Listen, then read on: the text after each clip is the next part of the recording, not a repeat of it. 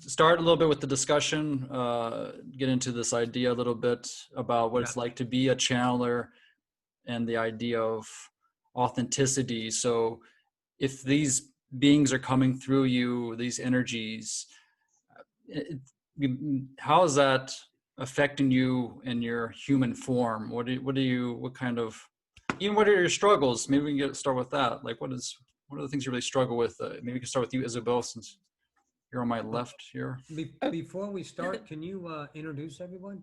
Yes, we didn't do that yet. Okay, wow. No. I didn't introduce you, Roxanne. You were definitely introduced, but you're not channeling today. You're just the co-host. And Isabelle Zimmermann, she's a channel, and the entities you channel are the Crystal Light Collective, right? Yeah, you got it. Exactly. And David Strickel, he channels the stream. And my bottom left is Jennifer Wan. She channels the Akashic Record. And right below me is Kimberley Leite, and she channels Beings of the Light.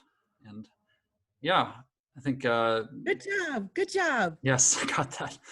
And I'm a big fan of all of you guys. I've all the information I get on podcasts, YouTube, spoken with you, but all a little bit of a taste, a little bit of a different, it's this, the same message or the same heart place, love place, but from a perspective that sometimes in one moment I feel more drawn, to what Roxanne is saying, and then maybe the next moment Isabelle. Just I think we like to get hit with different angles of frequency, and so I'm kind of excited having all of you guys here, all this energy coming in to express itself in so many forms.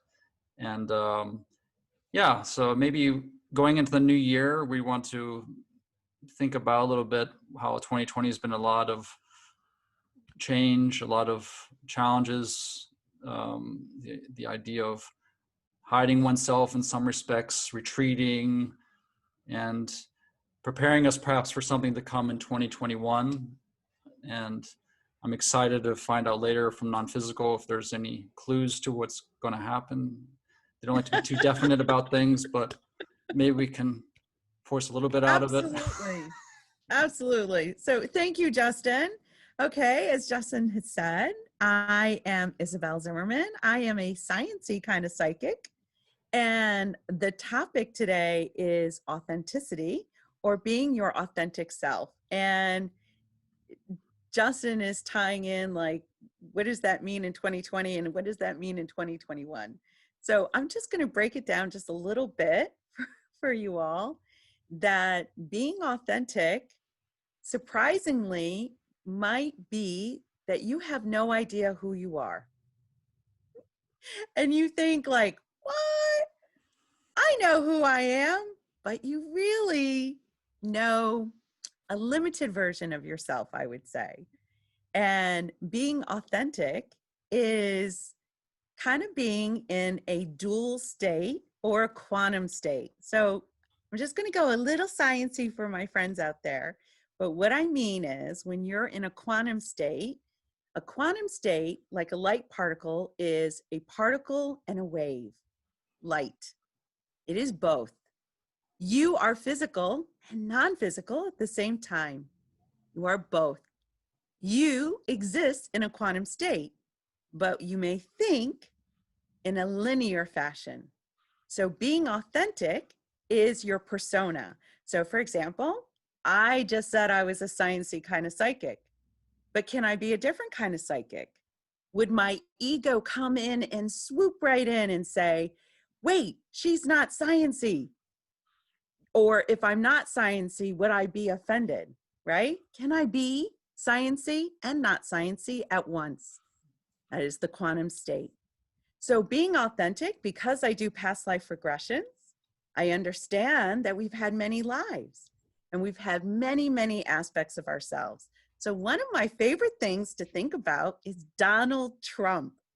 So Donald Trump is King George III reincarnated.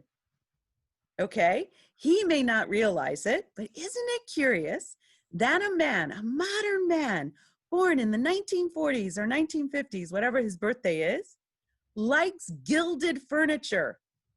Gilded furniture, guys. That is gold-plated furniture. You can see how King George would love a gold furniture room, right? And here is this modern man loving gilded furniture. He may not be aware of that personality trait or persona coming into his physical reality as Donald Trump. But this is what I would like to expand your minds on: being authentic. Being authentic is not just being yourself, but allowing yourself to be many things. Allowing yourself to be open to new possibilities of an energetic field of your many lives and experiences. And this is fun to play. So, how does this relate to 2020 and 2021? Well, being authentic is who you were in 2020 probably shifted and changed this year unexpectedly, right? So can you allow yourself to be open in 2021 to additional changes, to new possibilities of yourself, to new energetic fields of yourself, to new persona traits? And can you let go some of old persona traits? Because they don't define you. So that's all. That's how my non-physical team works with me. And these are my discussions I have with my team and how it interacts with me as Isabelle. So who knows how I'll be next year of 2021, but I hope you want to come and find out. Oh, thank you, Isabelle. That's a very, you didn't prepare that at all. That was just like all on the fly, right? Very good.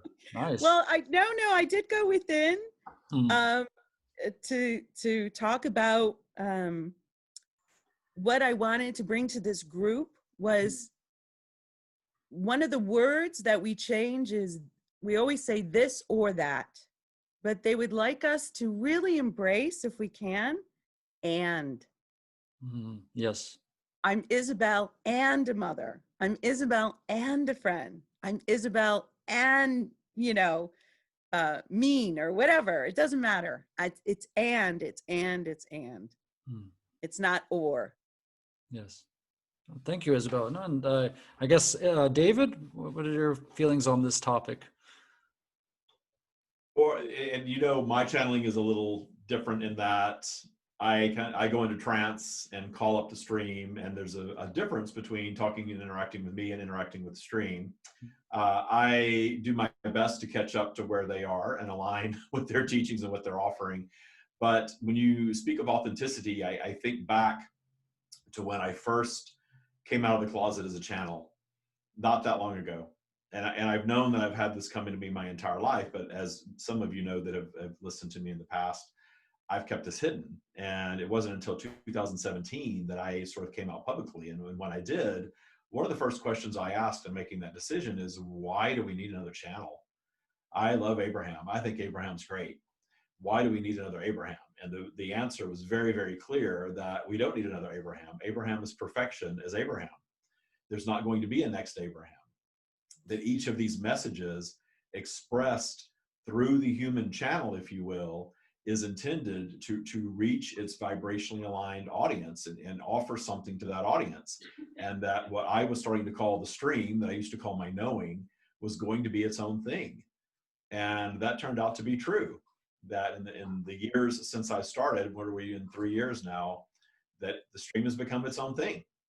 That is not contradicting anything that Abraham is saying, certainly not contradicting anything that Isabelle just shared, because it's all collective consciousness thought, but we are perceiving it and channeling it in different ways and building a set of human created tools around these teachings that serve those that are aligned with us. So for authenticity, when I started sharing this, I just thought to myself, I really want to strip away as much human teaching as possible and get to the core of source and get to the core of universal law and really understand how to apply universal law in our lives. And because we are so programmed in our society, we're so programmed. We are programmed to be fearful. We are programmed to feel like victims very often. We're programmed to really, allow our egos to sort of run amok sometimes. And there's nothing wrong with any of that. That's just part of the expansion of humanity. But in channeling and sharing universal law, my goal is to pull as much humanity out of that as possible, get down to the core of very simple universal law, and then how can we bring that back and apply it in our lives in a way that works today? Not that worked necessarily 2,000 years ago, but a set of tools that works today. And we really, really focus on that. And as soon as the need to be right comes in, as soon as any dogma were to come in, and, I'm right, you're wrong, this is the right message, that's the wrong message, I understand very clearly there is none of that. Everyone is served by that which they're aligned with. And there is life and humanity, and of course the universe is gray. It's not black and white. We're in this polarized environment, and we think everything has to be right or wrong. And all of you that channel probably get this all the time. People will come and ask questions. Is this right or is this wrong? Should I be doing this? Should I not be doing that? How do you feel about X, Y, Z? And the answer is always the same, that from source, there's no judgment. Judgment is a human thing. This idea of this judgmental entity, there's some of you I've never heard channel before, but I know, I can tell by the vibration that this isn't going to be some judgmental set of rules that we're supposed to live by. I just know that. Coming into this group, I just know that, because it's all expressions of source flowing through humanity. And here we are sharing these tools of universal law in our own unique way, and the audience is the perfect audience for it, because everyone's going to leave this interaction enlightened. That's authenticity. Wow, thanks, David. That's a wonderful explanation.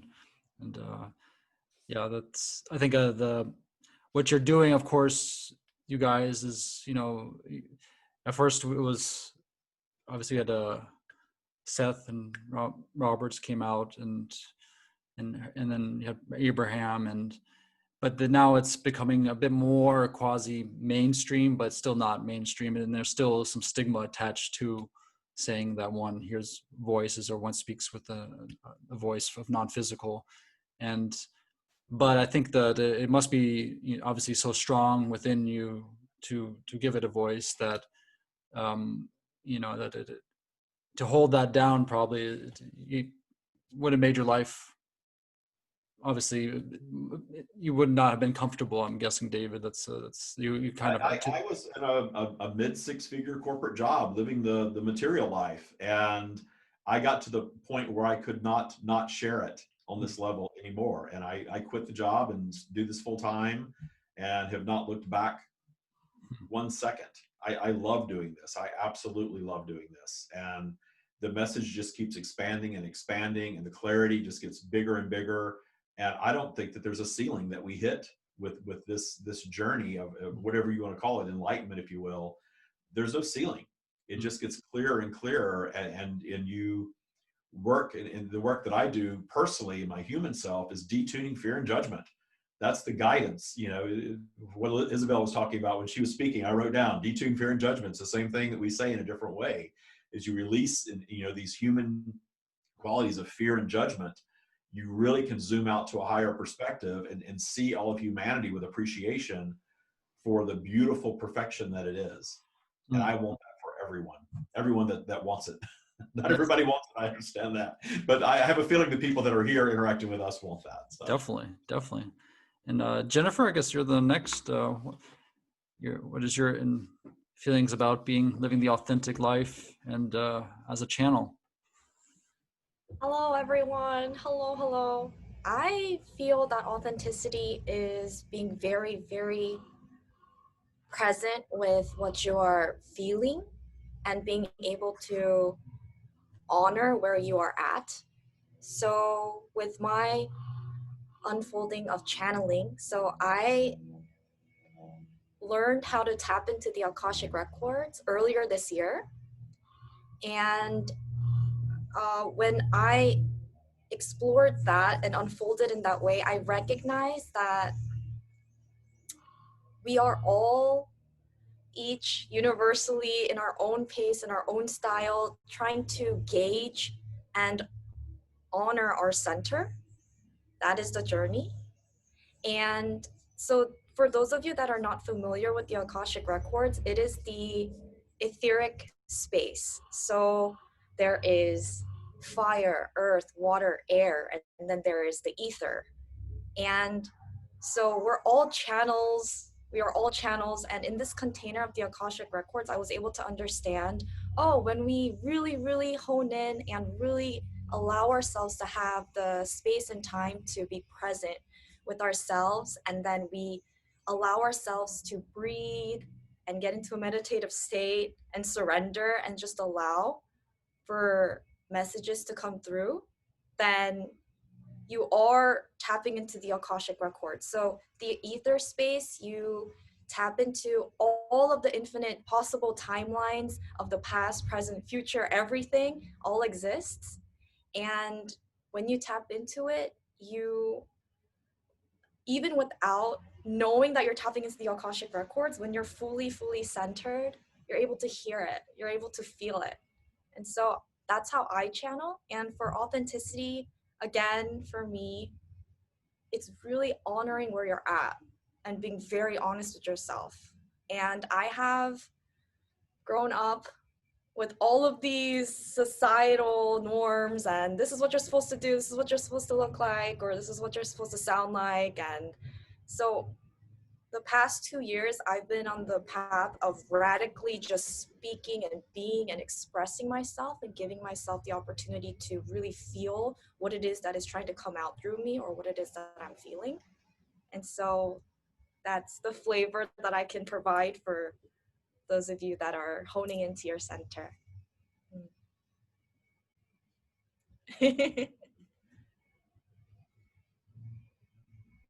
Oh, you're muted, Justin. You're still muted. Thank you very much, Jennifer. That really was and for you, obviously I think you're the most recent to have discovered your abilities out of this group. And I had the sense when I was had my first discussion with you back in June, in May, it was really, the unfolding of this ability. And I think it's obviously, I can see how it's strengthened and become more clear and in many expressions. And Yes. thank you. And Kimberley, you're the next up. What is your journey and your feeling about the idea of living the authentic life and being a channeler? Sure. Well, firstly, I just want to say hello, everybody. And it's, my pleasure to be here today. And thank you all of you that are joining here today. So as Justin introduced me, I channel the beings of the light. So the beings of the light are a range of beings. So, you can label them as ascended masters, archangels, nature spirits, extraterrestrials. So basically, the beings of the light say that they are us, right? So firstly, it's about oneness. So the beings of the light come through me to teach the ascension teachings. So these are teachings based on oneness teachings and who we truly are, universal laws. So basically, being authentic is being who we are in each dimensional moment, because who we are is much more than we think. We perceive ourselves to be a three-dimensional existence, right? We identify with ourselves, with our personality. We identify ourselves with what we look in the mirror, right? But who we are is actually multi-dimensional in nature. So we are here and we are also existing in a remembered, enlightened state, because guess what, guys? We are already enlightened. We have just forgotten.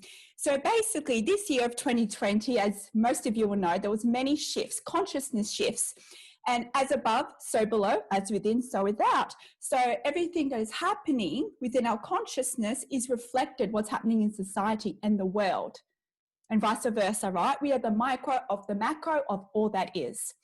So we are going through many shifts this year. It is forcing us to go inwards, forcing us to unite our shadows. So if you don't know what shadows are, so basically I'm also a channeler, I'm also a counselor, relationship therapist, and light language alchemist. So shadows, these are versions of you that vibrate in fear, because the human collective are attached to duality consciousness. So what is duality consciousness? Duality consciousness is the perception of separation from me and you, right?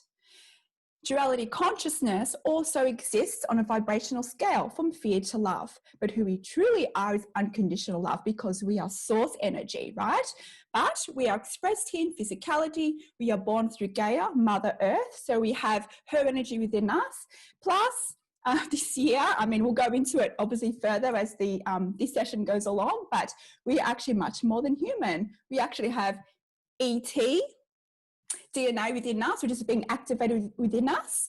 And that's why there were so many changes. So as we move through to more oneness remembrance states, the whole collective is moving there.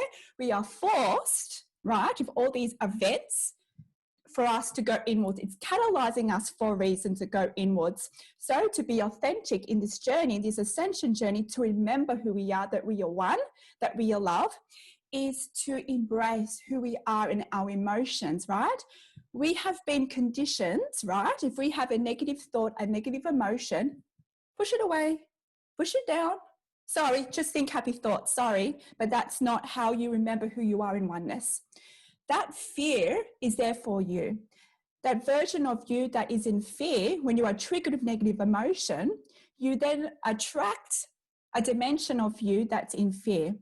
All that version of you, all it needs is your love, your acceptance. And it might be hard to love your fear and your fear-based thoughts.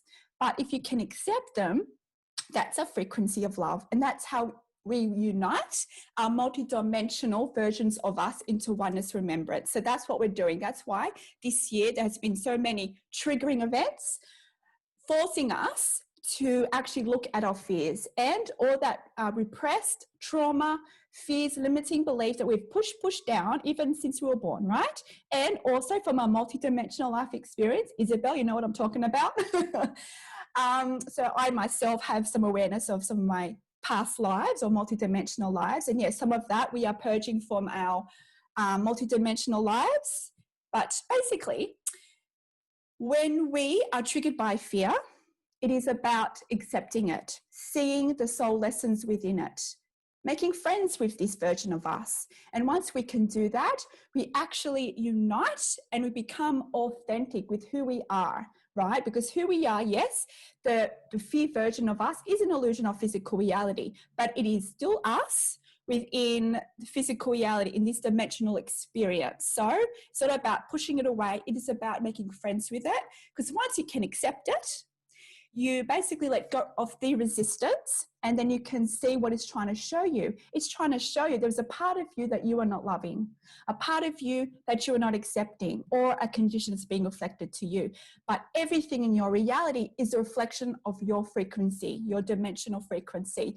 So if you want to live in a more authentic state, so to speak, it is about being true with who you are in the moment, right? If you are angry, if you are sad, it's okay, right? We are human. We're much more than human, but we're playing this human game, right? This is how we move to oneness remembrance. It's about embracing who we are emotionally. Because, for instance, if we are vibrating in a dimension of anxiety, it's a vibration of fear.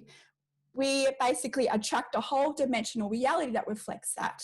But it's teaching us something. So that's how we are physical and playing the game as physical and non-physical working together to allow us to remember that we are one. So once you can accept and embrace the fear within you, you transmute it to acceptance. And that's when you raise your vibration in your dimensional experience. And that's when you remember more of your enlightened state. So you feel more joy. And then you then tap into that clear channel, your clear guidance, your intuition, to, for which step to take in your ascension journey, and you'll discover more of your soul purpose. Oh, thank you, Kimberley. That was beautiful. Very nicely said. And I'm thinking maybe, Roxanne, do you feel like we can just open it up for Q&A to the from the audience, to the channelers? You have to unmute yourself. I think we wanted to, you can hear me okay? Yeah. Yep.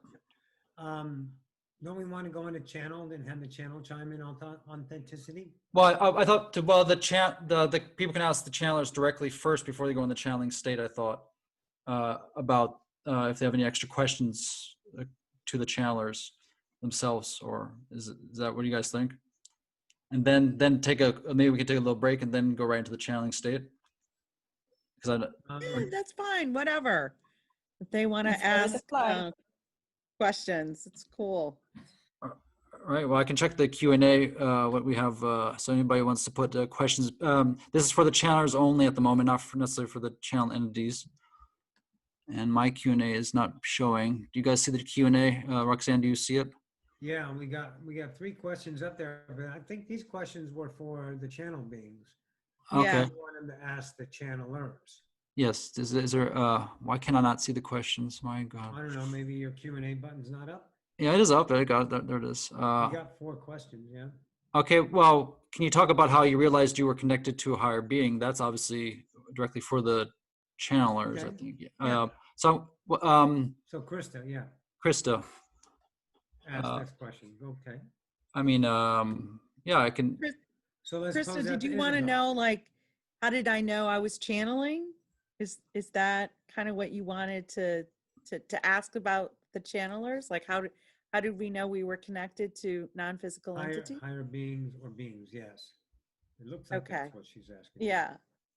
So I'll go first since I'm just talking, and then you guys can share your experience when you were understanding that you were channeling, right? When she adds Everyone this, has the ability to channel. yeah, You are always connected with your inner being or your higher self. You all have access to non-physical entities and esoteric knowledge because you are a being of love and you're very powerful. It's just you don't believe it, and it's okay. So one of the things that I knew, I did have the belief that I could channel. I did believe, for me personally, I played bilateral beats in my car during lunch at work, and I took a little notebook and I asked to connect with only my beings of light. And then I went into a meditative state. So I think meditating, I don't know for all of you, but meditating really did help. For me, I'm a sciencey psychic again, so I used a device called Heart Math, because then I could have biofeedback and understand if I was in coherence. But so I meditated while I was listening to bilateral beats, and then I said hello, and then I heard it in my head. So what it feels like when you read a book, you're reading somebody else's words. It sounds like you, but those are not the words you wrote. That's what it kind of feels like. So when I first channeled, it sounded like me because it was in my head, but I knew those were not my words, if that makes sense. So that is how I knew I was tapping into something that was different, that felt different.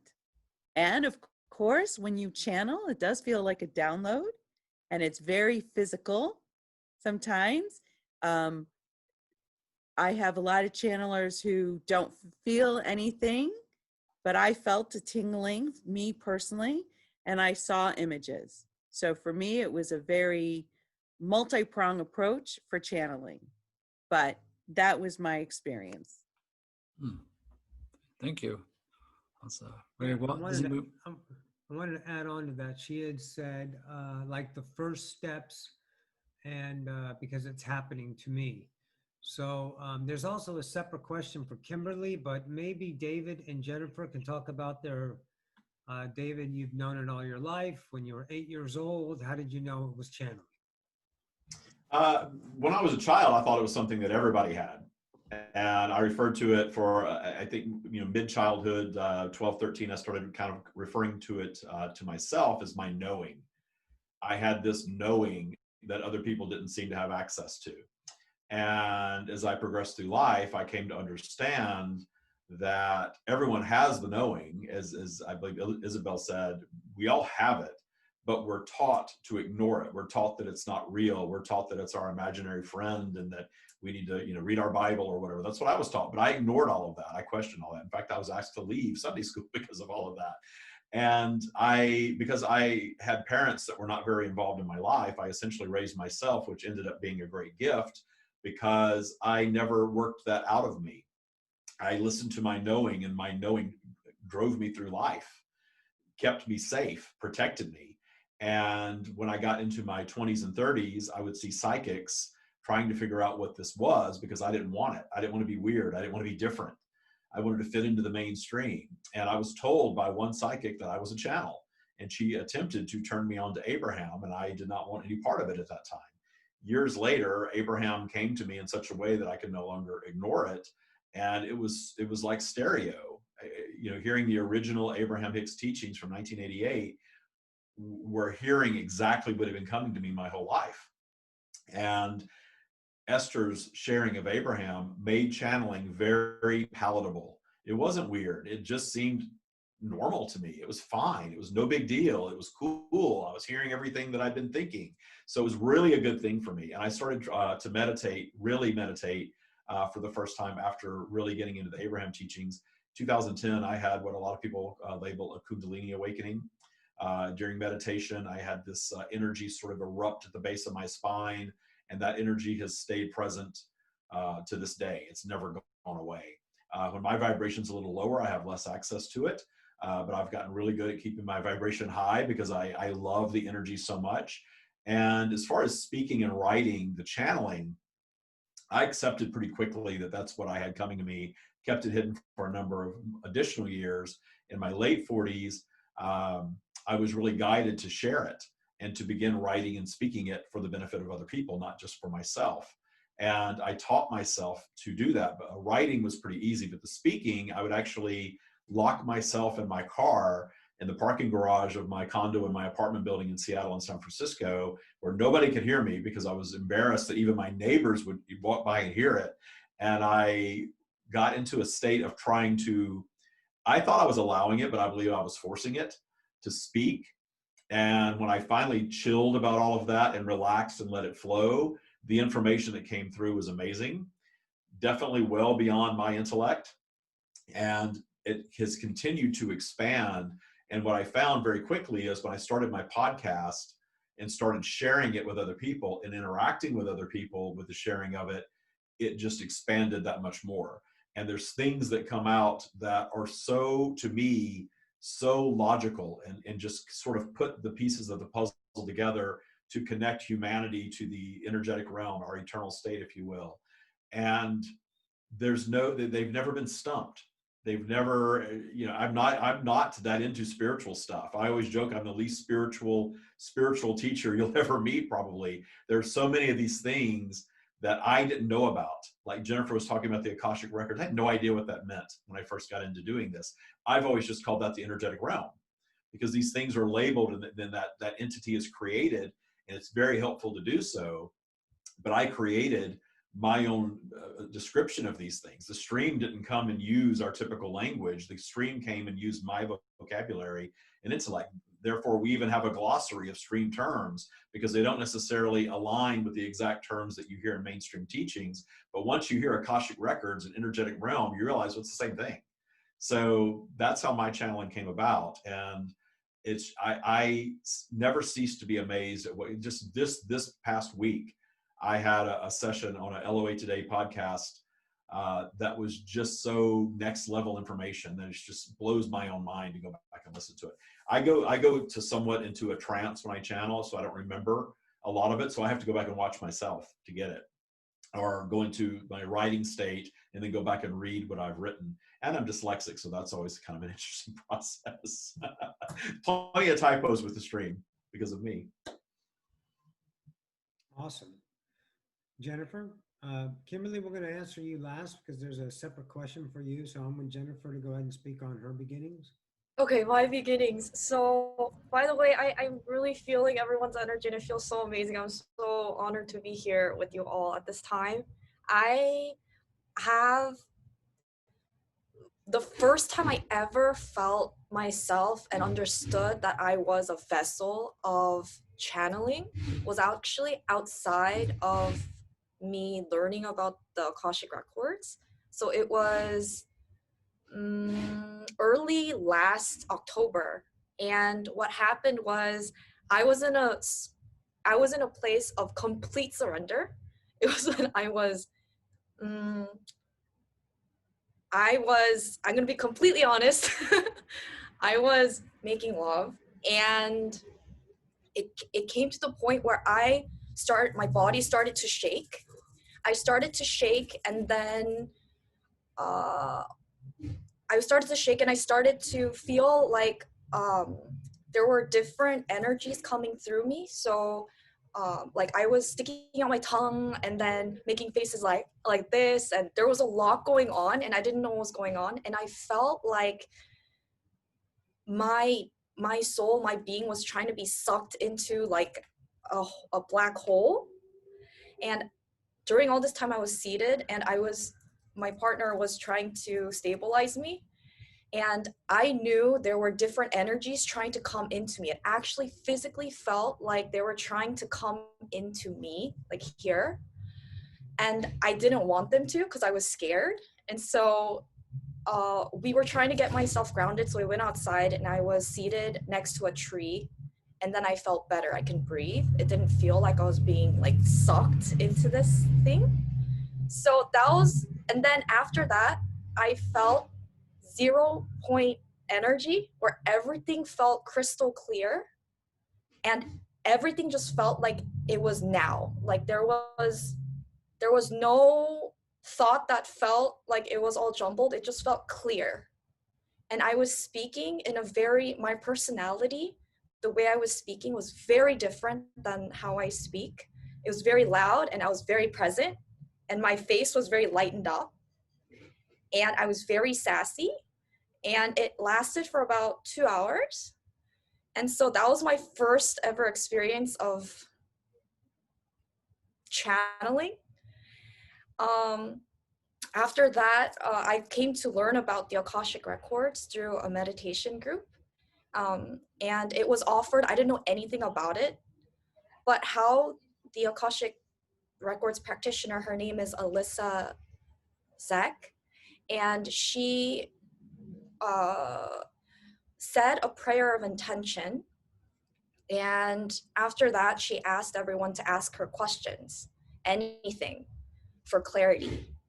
And for some reason, I felt very, very, very connected to the prayer of intention. It felt very reverence filled, and I felt like it was something, it just felt very surrendered, and it felt so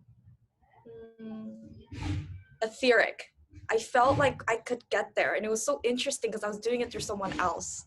And so that's how I got into Akashic records. So when I started learning how to tap into the Akashic records, I first, because if you say the prayer of intention, you set the intention for yourself to set the awareness of gauging, okay, I'm here, but then when I say the prayer of intention, I'm going to get to a space of gamma state. So messages started to come through me through visuals. And I know it's not me because I would not think about that if someone were to ask me a question. So we were training with that. And then sometimes I also feel like there's something, I could hear what the light beings are saying to me, or from the space of the Akasha. I hear it and I have to share it. And then now it's progressed to the point where I feel I don't even have any of that, and I just speak. I'm like exploding. It feels like I'm exploding, and it's just coming out, and it's here, and it's here. And so my first steps would be when I was in a place of complete surrender is the first steps. Yeah. Great. Appreciate that, Jennifer. That was a very also a very unique perspective, and I think it comes to everybody in, you know, certain situations that are least expected. And yeah, so Kimberly, there's a question for you as well. I think specifically, it looks like. Go scroll back. Jillian was asking, Kimberly, what does embracing your fear look like? Can you give a real life example of the steps to take? Thanks. Wonderful. All right. So what I'll do, I'll introduce my journey as well, and then we'll go into an example of fear. All right. So for me, when I was an adolescent, I started to see angels and feel angels. And interestingly, I remember I was in bed and all of a sudden I could see all lights in my room. And I'm like, first I was like, what's going on? I was a bit like, you know, because I was a bit shocked basically. And all of a sudden I just felt this unconditional love just pour to me. Like I was just tears of this love just pouring out of my eyes. I remember when it first happened, I couldn't sleep. My eyes were just open and I just felt so much love. It was unbelievable. And my whole room was just buzzing. It's like I opened the gateway and yeah, it was like there was like two lights here, pillars of light, and all my room was just blah, blah, blah, blah, blah. And then I remember at that time thinking, I'm not worthy of this, right? I'm not from a religious background. You know, I actually felt I'm not worthy, right? But this was when I was very young. And they showed me some images like in my third eye. So one of my abilities is clairvoyance. I do have some other abilities, but I visually see as well. And so basically they said, that's okay, you're safe. You know, and things happen, know that you are always safe. So that for me was my first kind of communication with non-physical, and it made me feel that I'm not alone. I'm never alone, no matter, you know, how sad I might feel or down I might feel throughout my life. I always felt, okay, I can always pray to my angels because they've always been there since I was probably around 16 years old or something like that. And yeah, 37 now. So it's, you know, all my life. But of course, growing up, being a teenager and late adolescence, you know, I got on with life. I kind of, even though we're there, I kind of pushed that aside, I guess. I wasn't really ready. And I wanted to I really embraced life, you know, got myself into trouble here and there. And all that kind of prepared me, right, to be a counsellor, because that's where I discovered I could channel first. So leading up to 2012, prior to that, I went through a trauma. So many of you who know, a lot of the light workers and way showers, there's a term called the wounded healer. So often us light workers, we go through kind of a traumatic experience and that kind of catalyzes us to go inwards, right? So I went to this big catalyst of a trauma. And then after the healing process, I felt guided. I want to help others, right, who've gone through fear. So I had a deep calling to be a counsellor. But also at that time, and backtrack a few years, I felt guided to become a Reiki therapist. I was attuned in 2008 because I was having all these weird visions of me in ancient Egypt and all these things happening energetic to my body. It's like, what is going on? Like, it was crazy at the time. Anyway, so I got first attuned to that. And sorry, just going back to 2008, my full-embodied channeling experience, I didn't know I was channeling at the time. Back in 2008, I was a spa therapist. So I was doing a massage and all of a sudden, I just felt, and I used to always connect with Reiki, right? And intuitively do some things. And all of a sudden, it was so strange. I felt this personality come over me. And I remember I was like, this is not me. I remember like shaking my head and I was fully conscious in a room, standing up, shaking my head, and I could feel beads in my hair. I'm like, what's going on? And I could see myself. I remember looking down at myself and I was wearing like ancient Egyptian clothes. I saw the sandals, I saw everything. And I even had a foreign language coming through. And I'm like, I've got to write this down. It was crazy. It was so strong. while the client was out, I had to literally look in the mirror to see if it was me, because it was for me, it was very strange. And then even afterwards, I remember just the way I walked, it was like I know Jen used to, sassy was like this powerful kind of feminine energy, like powerful. And I was like, I felt like I was strutting, and the personality was in me for quite a while. So that was my first experience. And again, I had, a bunch of metaphysical experiences, but for the most part, it was like, but get on with life. So after my trauma, I felt guided to become a counselor. And then, in the counseling practice, we are taught to sit with our clients, to have a clean slate and be present, with our clients. And then they say that all the information that you have learned will just come through, and you're not to think about what to say. And basically it's what channeling is, right? So anyway, so I discovered when working with clients, I would do that, I'll have a clean slate, just connect, be in the present. And then, this information was coming out, and I was like, whoa, where did that come from? I didn't learn this. And I was like, but at the time I just thought, wow, it's my intuition. That's cool. But I don't remember learning that. And it wasn't until a few more years later that I realized that was actually channeling, right? So then, 2017, I had another wave of a kind of awakening. And instead of just seeing like the energies and feeling angels, after I actually saw an Archangel Michael. And for me, because of my belief systems, he came through in an external way, because they actually come through in a way that matches our belief systems, right? And I guess I've always been connected to angels. And at that time, I was still kind of more attached to duality. So for them to validate to me that I was channeling, they needed to come through an external way to validate to me, right? So anyway, I had Archangel Michael sitting right in front of me. I was like, okay. He came over, kissed me on the forehead, and it was, And then sometime I did automatic writing, and then within like a few days or a week, they said, okay, well, why don't you trance channel? So then I invited them within me. So their personality takes over my being. So trance channeling. But how I trance channel now is that I'm still in the background a little bit. So that I'm the observer in this session, which is very interesting. So me as Kimberley's in the background observing it. Some bits I don't remember, depends, but basically the personality comes over and they speak through me. My eyes are open. So basically that's my journey. And I've also channel using different modalities. So I do light language alchemy and channeling and counseling, So the beings of the light have created with me a modality called high dimensional therapy, because I am a counselor and relationship therapist. So basically it's combining counseling, but it's channeled. And then it combines, with a channeled guided meditation and light language. So these are healing ascension source codes. They're vibrational codes. And it's basically meditation on steroids. So it's a frequency, and it sounds like a song. And it just helps to activate the dormant DNA and helps to align with who you are. So I have a range of modalities. So I channel in different ways. But that's basically my story. So about the fear.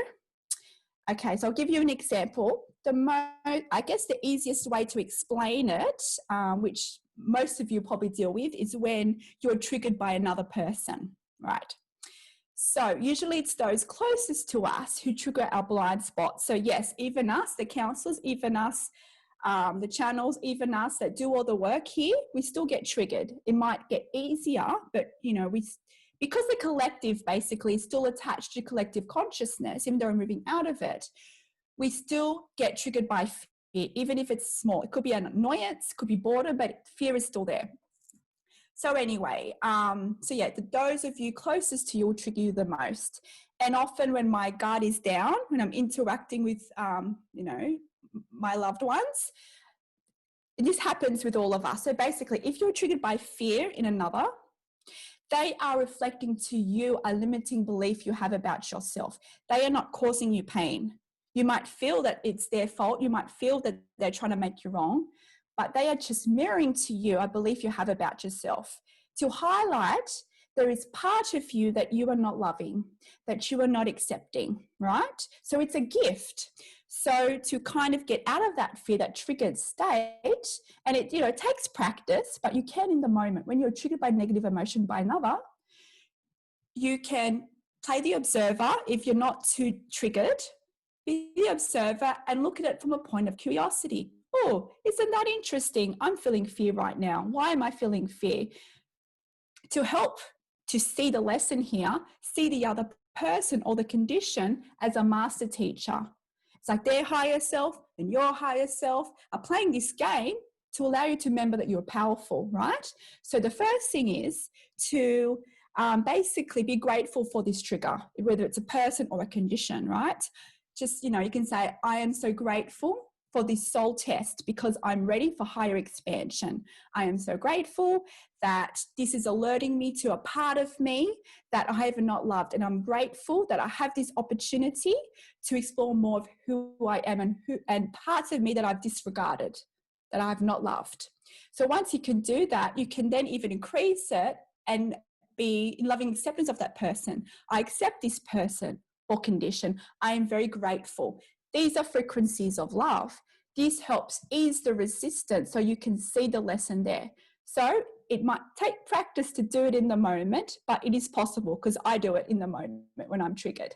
And if you can do that, because they are reflecting your dimensional experience, once you can see it from a higher perspective, you might not know the full soul lesson here, but if you can at least gauge in that love, those love perspectives, you will find a situation, the person, the condition will change in a moment because they're reflecting your dimension that you live in, your vibration.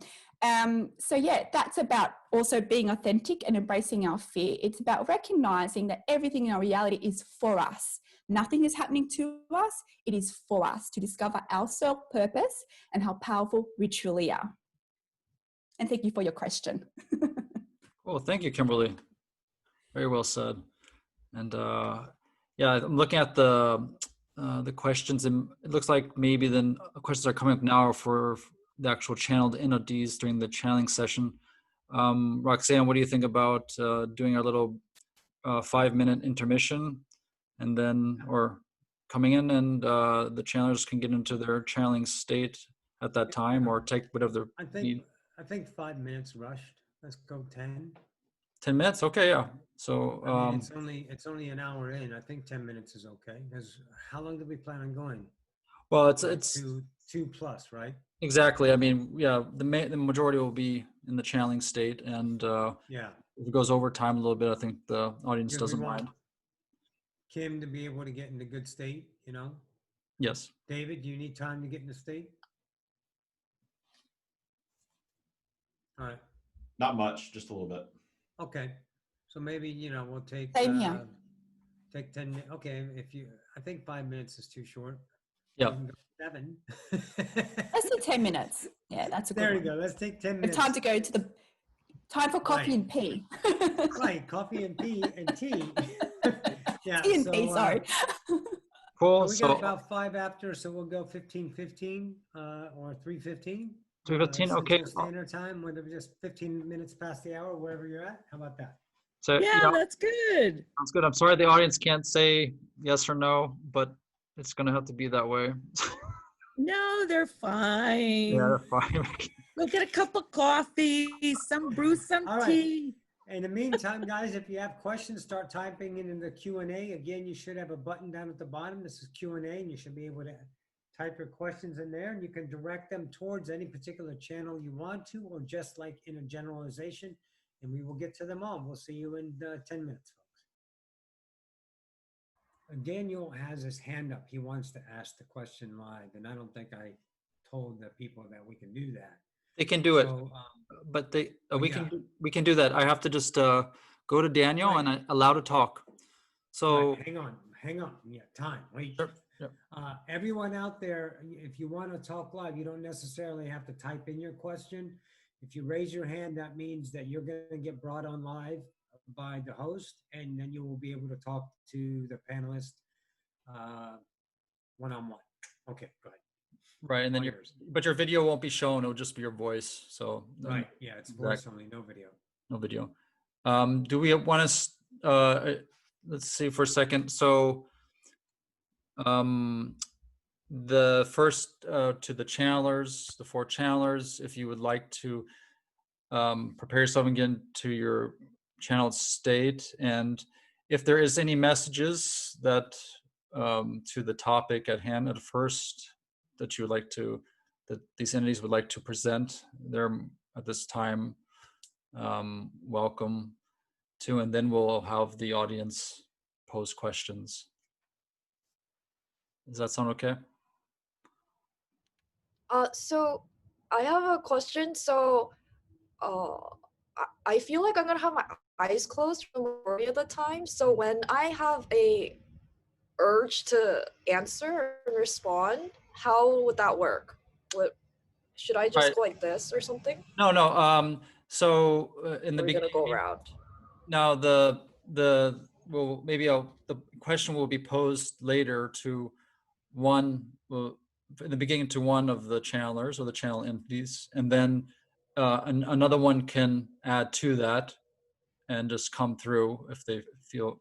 I don't think it's going to be too much of an issue of one stepping over the other. Is that what you're? But if you have any inspiration, I think we're all open here to allow that to just express itself whenever you feel the inclination to. And yeah, Okay, I probably didn't answer your question, but anyways. we'll just go with the flow. It's okay. Yeah, why don't we just start with Isabelle to go right back to the channel portion then, and we'll do another round robin about authentic, and then we'll get into the Q&As. And then if there's another entity that wants to answer in addition, then let us know, and then we'll bring you on. Will that work? No. Daniel? Daniel? Okay. Yeah, okay. Daniel, we'll get to the hand questions and then the other ones after the round robin. Isabelle, you're up. Okay.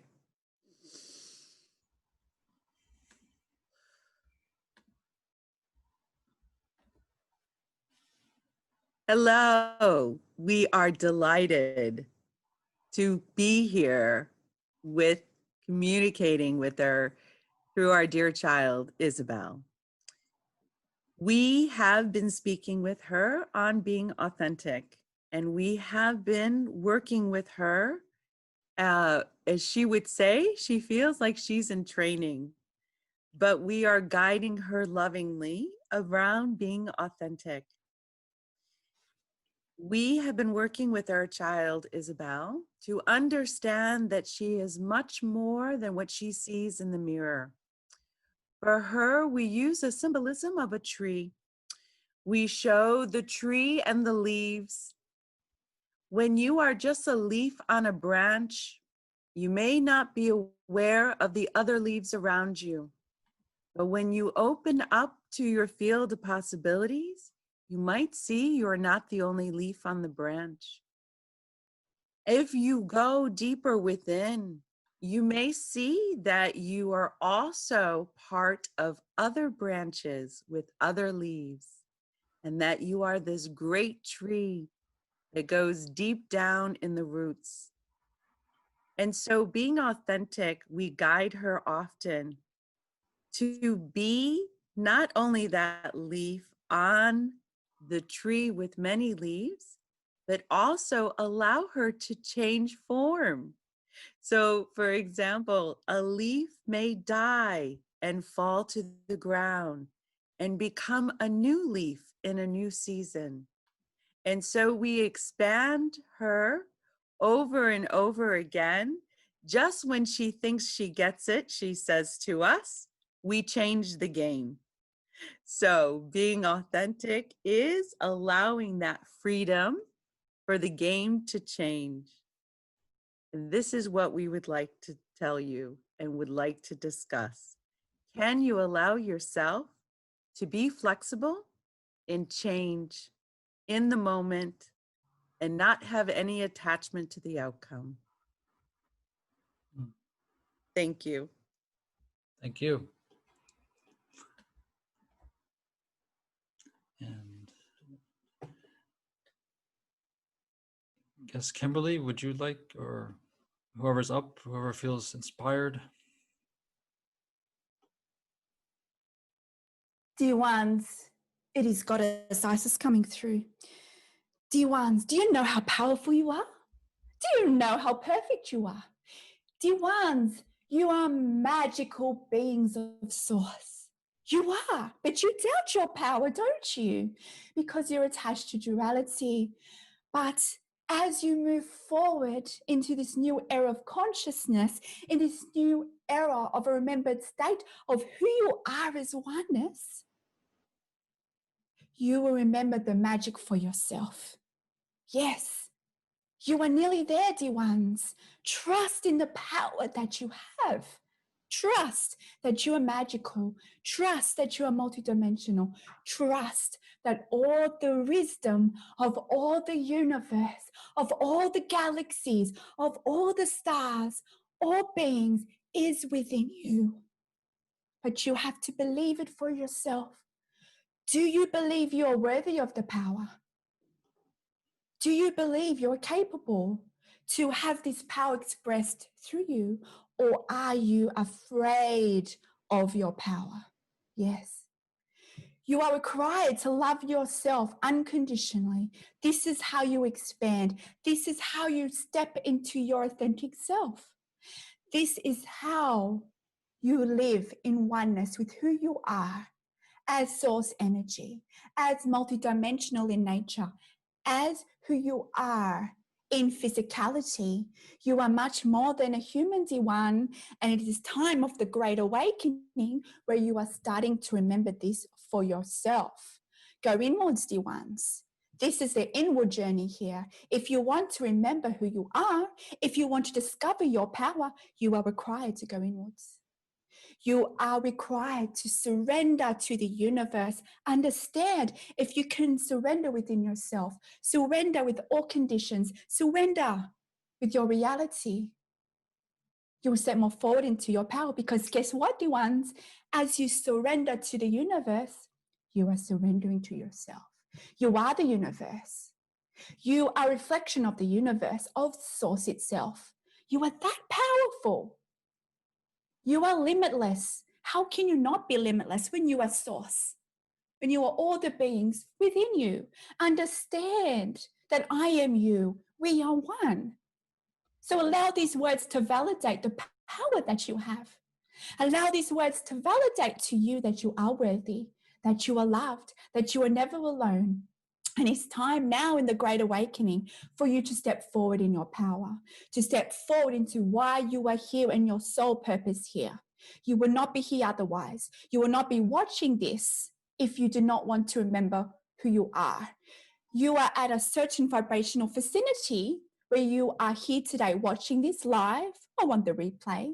However you find this, it is for you. If it resonates for you, all these teachings, it is because your inner self, your higher self, your soul self, however you like to call it, your inner being, is trying to communicate this for you. And what resonates is that this information is coming to you to the surface. And that's what resonance is, because you are starting to remember this information for yourself. All this information of the universe, of all that is within you, dear ones. It's always been there. You are already enlightened. All you need to do is let go, dear ones. Surrender. Allow these dimensions of you, these programs of physical reality that no longer serve you, allow these to be transmuted from you by seeing and embracing the soul lessons there. This is how you step into who you truly are in your oneness state.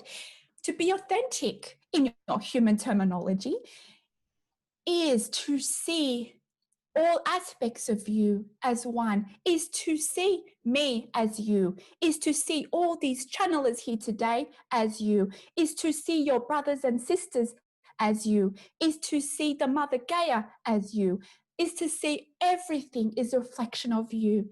That's how powerful you are, dear ones. It is about surrendering. It is okay to feel fear. It is a paradigm of the human experience. because the collective is attached still to duality.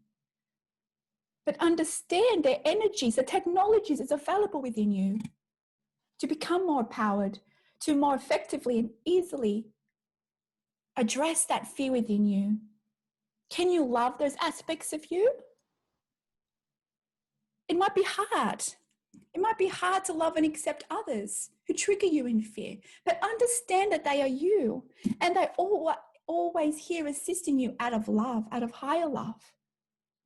Understand there are soul contracts here. Understand that everyone that exists here now are the most advanced beings. Only the most advanced beings can be born through earth at this time.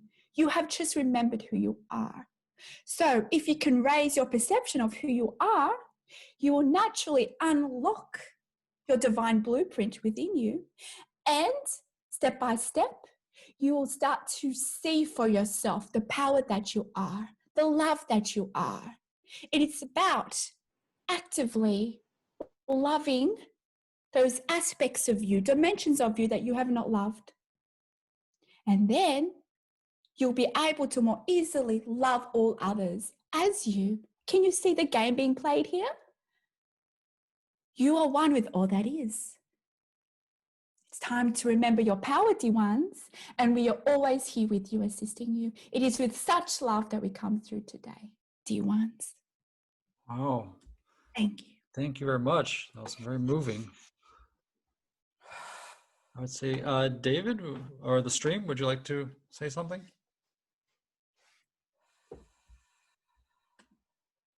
We are here. David has asked us to come today and speak with all of you on the topic of authenticity. And it is an interesting term, authenticity, because you are, as you are well aware, existing in a polarized environment where you see evidence of right and wrong and left and right and all of these things all around you. And your belief that there is some sort of way that is right for all and some sort of truth that is concrete. But that is not the way of the energetic realm. And you're catching yourselves up in a physical environment, as you have all done here, as strands of soul consciousness, if you will, that are all source at your core. We are the source of all creation, and you are part of us. But you are expressing yourselves in a physical reality that is, it is not a reality, yet it is a reality, because it is your own creation. And it is very real to you in this linear time that you are perceiving. So we will speak to you in terms of that. And the idea of authenticity, meaning that there is some concrete set of rules or some concrete way to do things, to go about being a human being, even. We are here to tell you that your authenticity is your own creation. What you believe about you, what you believe about the world around you, what we often refer to as your bubble of reality, you are creating it. And the beautiful thing about coming to the realization that you are the creator of your reality is understanding how it serves you, how it serves your expansion as a human being, certainly, but more importantly, in a much larger way, as an eternal being.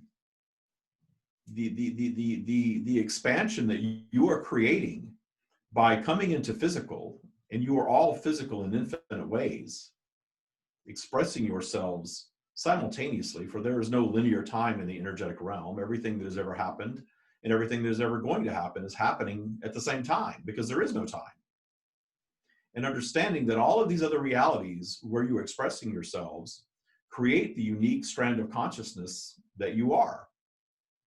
And this unique strand of consciousness is choosing vibrationally increasingly sophisticated experiences. And in the choosing of increasingly sophisticated experiences, you are dropping yourselves in, if you will, into increasing contrasting experiences. Meaning those of you that are choosing difficult paths are choosing difficult paths because of the expansion that is offered in the difficult path. And we are here to tell you there is no getting these paths wrong, regardless of how you react to the path that you create, the path that you manifest into vibrationally. You may manifest into abuse from birth.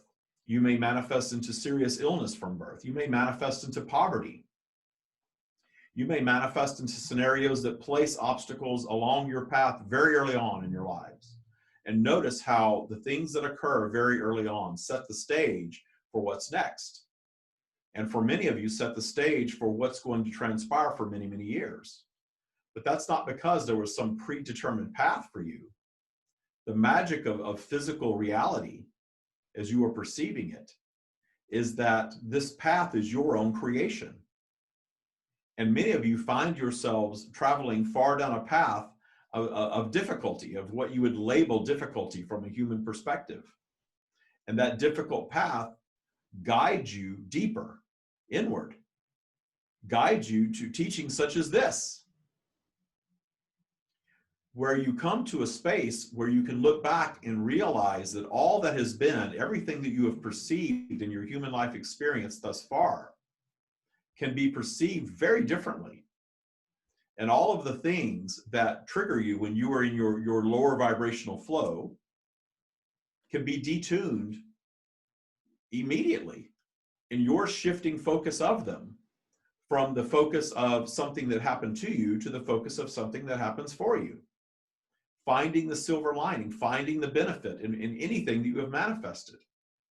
And as I promise to you that every single thing that you have experienced is indeed your manifestation. You have heard us speak of the law of attraction, but speaking of the law of attraction is like speaking of gravity. It's happening all the time. It's more important for the journey that you are on, if you are absorbing these teachings and this interaction, to understand vibrational flow, to understand polarity, to understand the gift of what you perhaps consider positive and negative. That the negative things that you bring into your reality are absolutely things that you are bringing in to drive your next creation in the solving of it. And in the solving of it, expanding your being. And in the expansion of your being, you are expanding our being. While we are the source of all creation, you are the true creators. Coming into polarized physical environments where you are experiencing things that you prefer and things that you do not. And when you are at this place in your journeys, when you are wanting to understand deeper, and more human beings that are experiencing planet Earth than ever before have expanded to this space because of the polarity of your planet, of your environment. You are perceiving physical on planet Earth at what is indeed a magical time of expansion. And this magical time of expansion has delivered more challenge. And the additional challenge has driven more of you deeper. And in your going deeper and finding greater appreciation for all that is, including your obstacles, collectively and independently, notice that your vibration lifts. Notice that it is connecting you back to our energy, which is available to all creation. It's always there. It's always flowing. We are that loving feeling. We are that knowing feeling. We are that feeling that you receive when you quiet your mind a bit. Perhaps take a few deep breaths. Find greater appreciation for all that you are. In physical, finding greater appreciation for all that is. Finding the release of fear and judgment.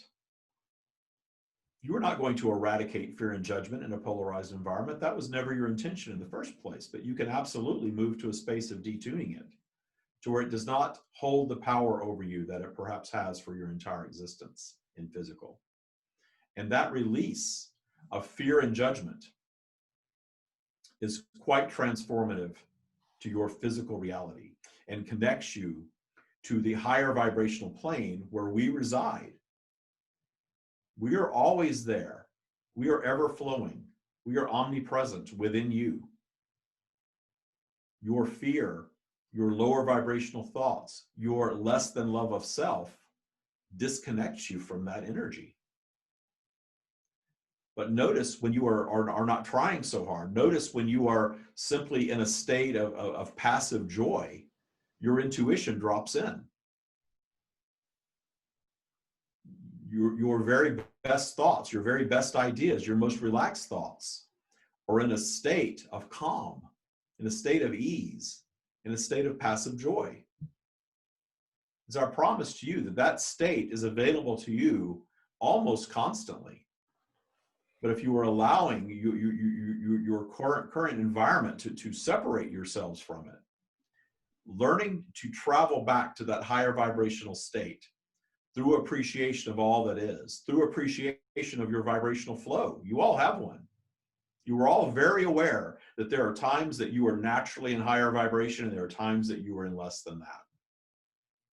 But it's our promise to you that the lower vibrational flow is only negative in your perception because of your judgment of it, because of your desire to claw your way up your spiral, because of your desire to always be positive and not think about the negative.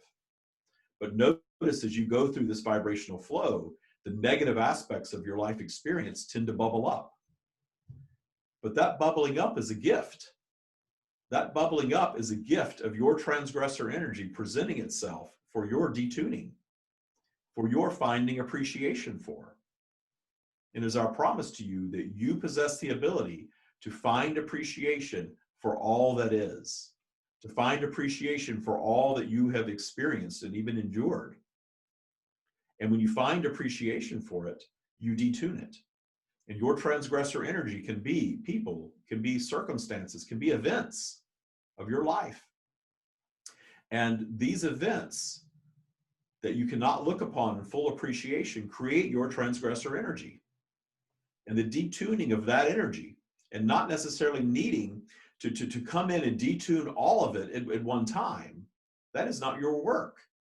Your work is to find appreciation through your vibrational flow.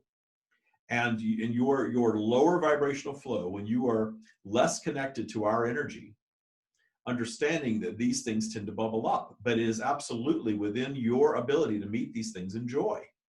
Understanding how they serve your expansion, understanding that all you need do at any time that you are faced with an obstacle in your life experience is to allow your vibration to go back up in appreciation of the obstacle, and the obstacle will solve itself. And in the solving of the obstacle, notice this is where your creation comes from. And your creation begins with your imagination. Your imagination connecting in with our energy creates the solution and creates your expansion. And your expansion is an important component to universal expansion. You are just coming to the realization of all of this. Humanity collectively is coming to this realization of how powerful you are. You are hearing that echoed across this chamber today. And in coming to understand how powerful you are in your creative abilities, how you are truly creating your bubble of reality, and how all of these rules and all of these things that have never felt right to you are a human created tool of control. And you are allowing yourselves to be controlled or triggered by any of these things as your choice. And the collective consciousness of humanity is coming together like never before through mediums such as this. And you're all comparing notes, and you're all coming to understand all over your planet how you have control over your reality, your destiny. What's next? And in that questioning, you are creating the fracturing of your institutions of control. This is why your governments are coming into question. This is why your organized religion tends to come into question. This is why your family traditions are coming into question. This is how you are all expressing yourselves in more individual ways, not the way that you were told that you have to express yourselves. And this is just the beginning of that. Indeed, this is a very, very exciting time for humanity. And for those of you that are choosing to question everything that you've been taught and to find your own authenticity, allowing your own connection to this to flow, and allowing yourselves to move through vibrational flow, to appreciate your obstacles, to find newfound appreciation for all that is and all that has been, and see it all for the gift that it is that you have created for yourselves. That is the message that we wish to share with all of you regarding authenticity. Oh, thank you very much, Stream. Jennifer. Here we go.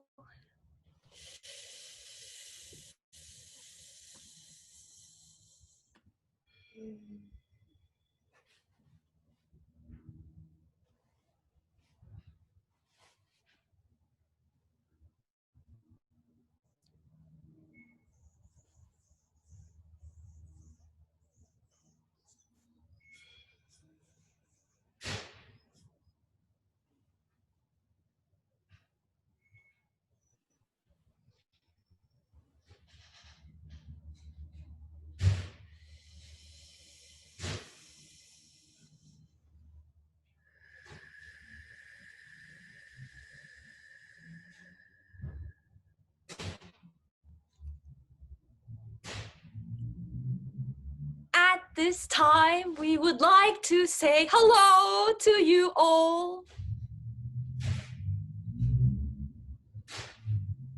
In this moment of now, we would like to present all that you need to know, and that is of self, feeling into more and more aspects of you, understanding within yourselves that all is you, minding your heart, mending your heart,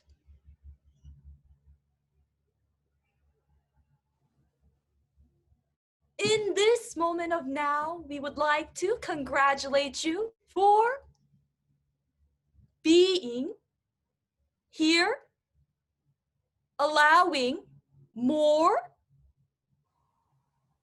here.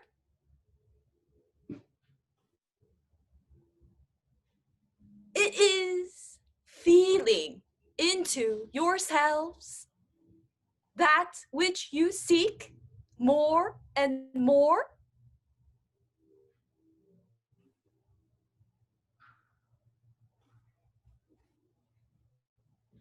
Authenticity, authenticity, inspire yourselves at this time, feeling more and more of this now in each now. Each now is of differentiation of each feeling of self.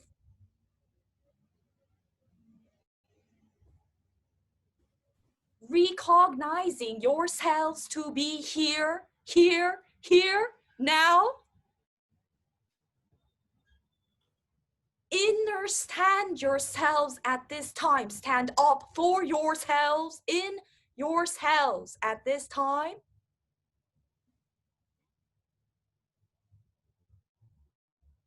Each moment unfolds as you allow yourselves to be in yourselves.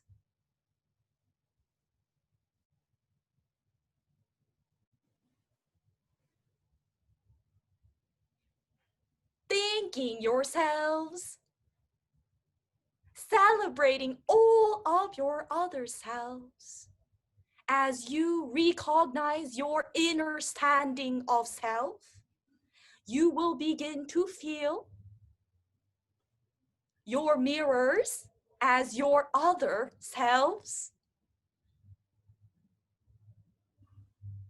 We are entering anew into one heart, one mind at this time.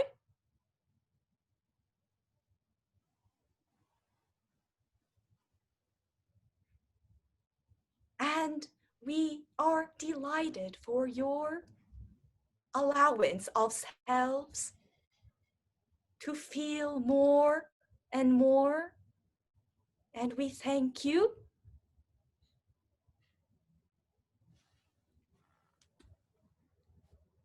Thank you. Wow. I love that.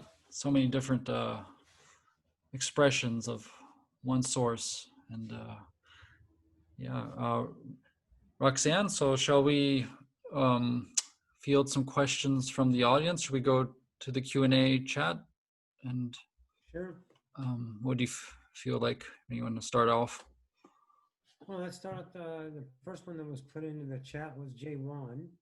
And if anyone's still drawn to answer this, just speak up and wave your hand or just yell at us.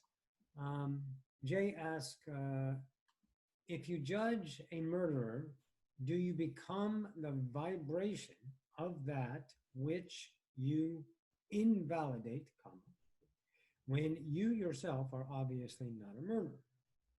So it's definitely a mirror question, a reflection idea on identifying with negative aspects. Anybody? Take it away. Who feels like it? Kim? Yep, Kim's got it.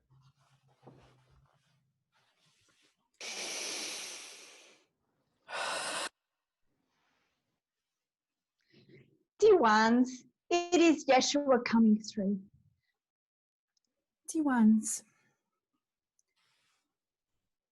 you connect with the love state of your being through love, through oneness, through forgiveness, through compassion. This is how you expand. We understand in your human conditioning, it may be challenging for you to perceive beings in your world that do harm in a perspective of love.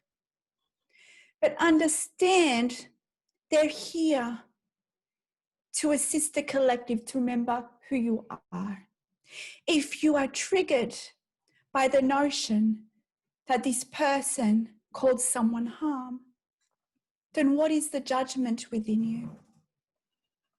Are you judging that other person as wrong? We understand from a third dimensional perspective that it can be perceived of such a person that causes harm is wrong. But understand that you are more than a three-dimensional perspective. Understand that this person that caused harm had a soul contract with the person that was murdered, in your terminology. Their higher selves working together to play out this role. Because understand, dear ones, that everyone that transitions from this world, that dies, in your terminology, they chose when to die. Yes. Pre-birth, before coming here in this reality, you created soul contracts with your brothers and sisters.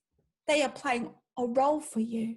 So, if you can see this higher perspective, this will assist you to let go of that judgment. Understand it was for them for a reason. Perhaps, obviously, not that person that transitioned, but maybe it was their family. Maybe something happened as a result of that death. You cannot see the full picture here of the soul contracts or why things are occurring from a higher perspective. 31. Use frequencies of love in this moment. If you find yourself judging, that is okay. That is a part of the human paradigm, dear one. Can you accept your judgment? Can you accept this human condition? You are still attached to the human collective consciousness. Be gentle on yourself when judgment comes through. If you can see a higher perspective, this will shift your vibration in the moment. Use compassion. If you cannot love the murderer, if you cannot be grateful for the murderer, Can you show compassion? Compassion is a frequency of love.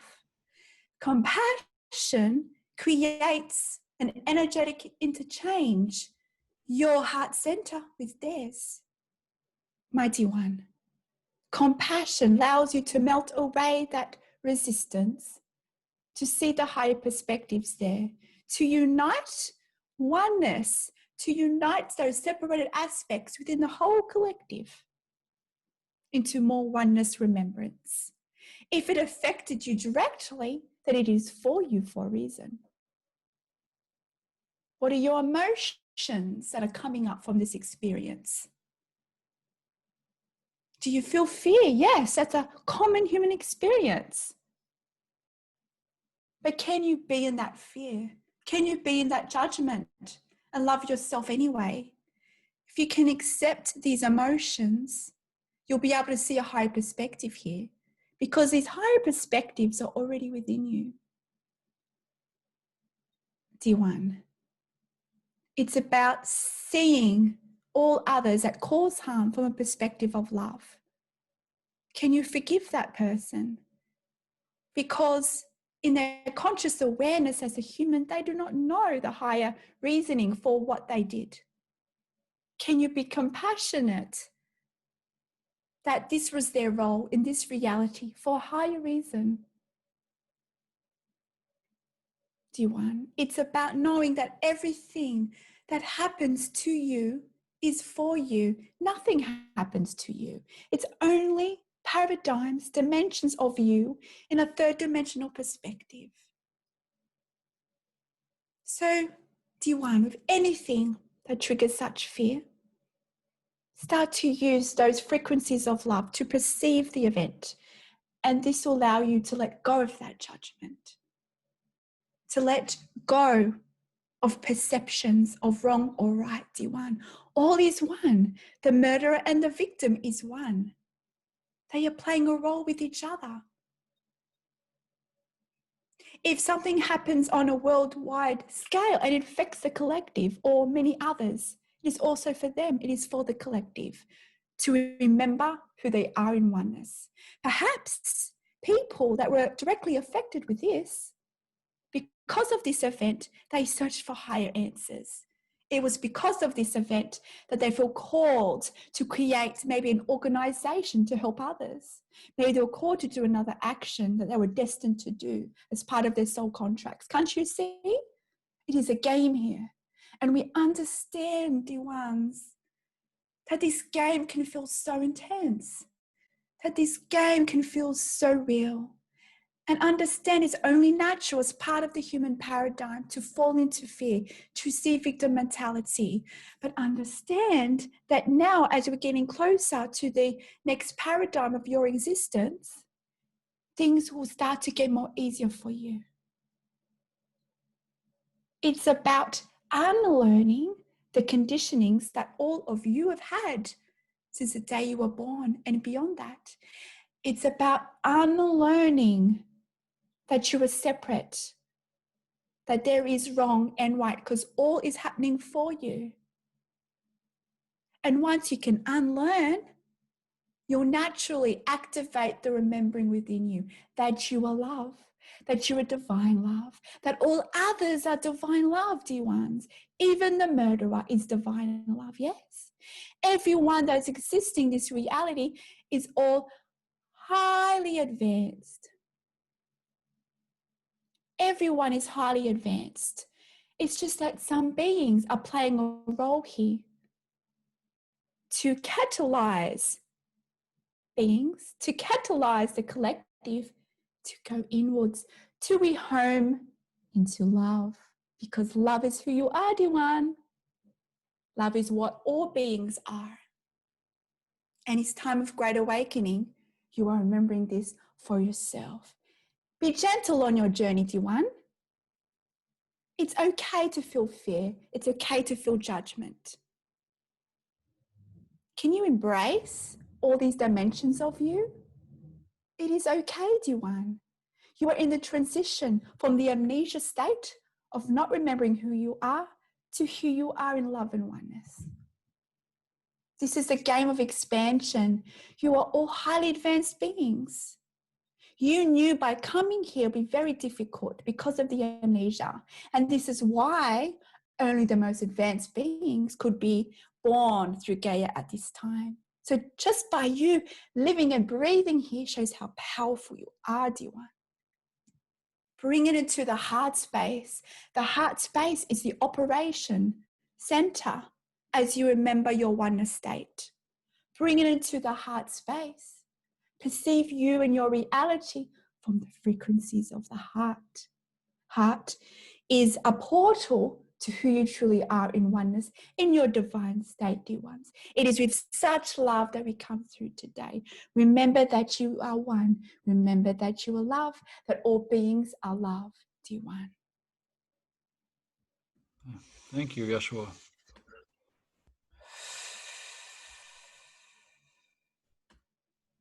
Think we want someone else to answer that? Or do you want to just move Well, on? I mean, Anyone else want to take a crack? Okay, go ahead, Jennifer. So, thank you for your question, and thank you, Yeshua, for your unfolding. I was shown a visual of a dial of a safe, a very big, about 6 feet tall, 3 feet wide safe. It's metal, it's silver, it's metal. There is this dial, and there is this sense of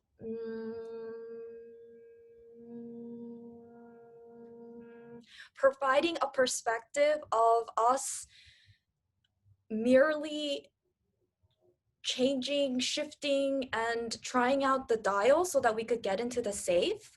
We are in this time where we are gauging more of our heart space and feeling more of how we can feel more of our heart space. So reminding yourself that in that moment of realizing and recognizing for yourself that you are in a place of invalidating the other, recognizing that you are merely gauging more of your heart space through that circumstance, and feeling we are in the time of more and more potency of feeling more vocabulary of ourselves and more vocabulary of how to feel in certain spaces. And we are, as Yeshua has shared, we are in the place of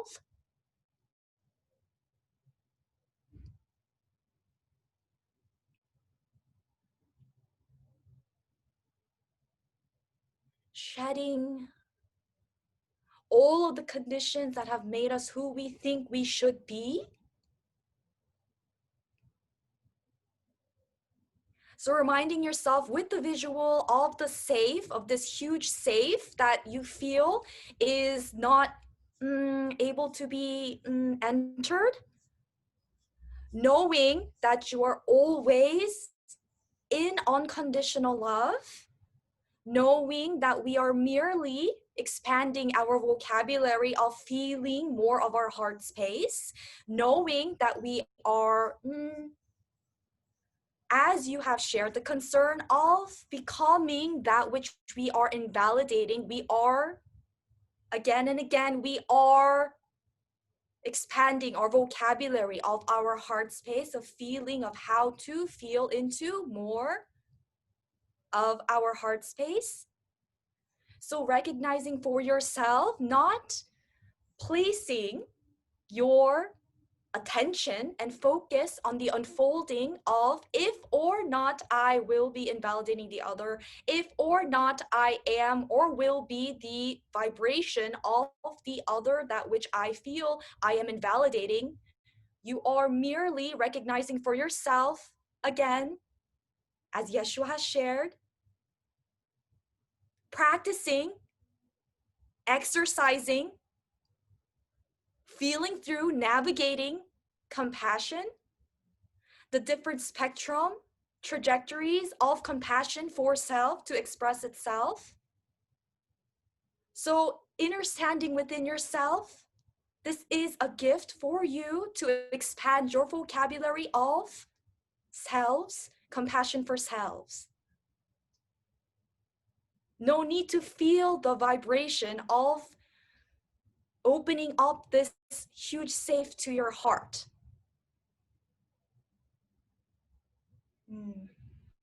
Is what came through.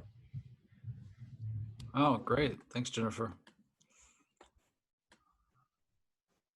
We had a few more questions on that, or a few more questions in the chat.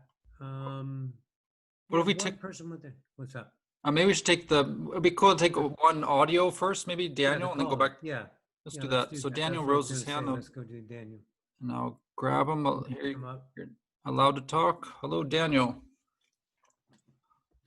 Unmute yourself. Yes, you need a. Okay, I'm unmuted. Okay. So can you hear me? Yes. Yep. Okay, so my question is first for the Crystal Light Collective, and then for any other entity or collective that would like to then answer. So when Isabelle was talking about the and,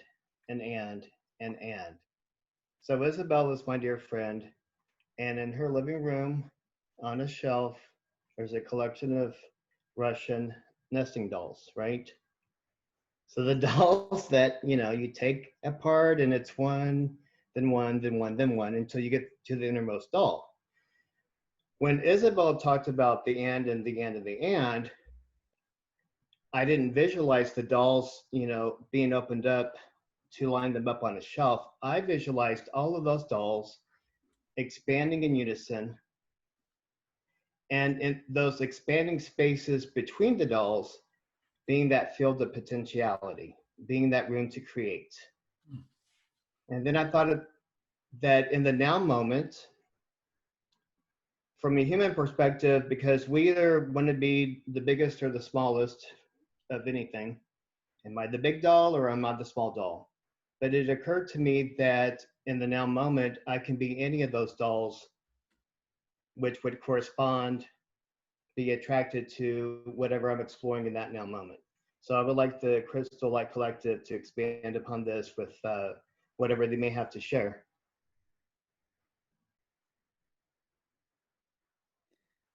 Thank you, Daniel. Thank you so much.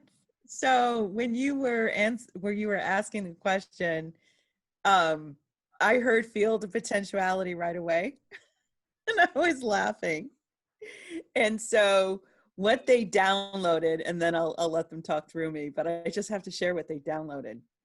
So they often work with me with the tree, right?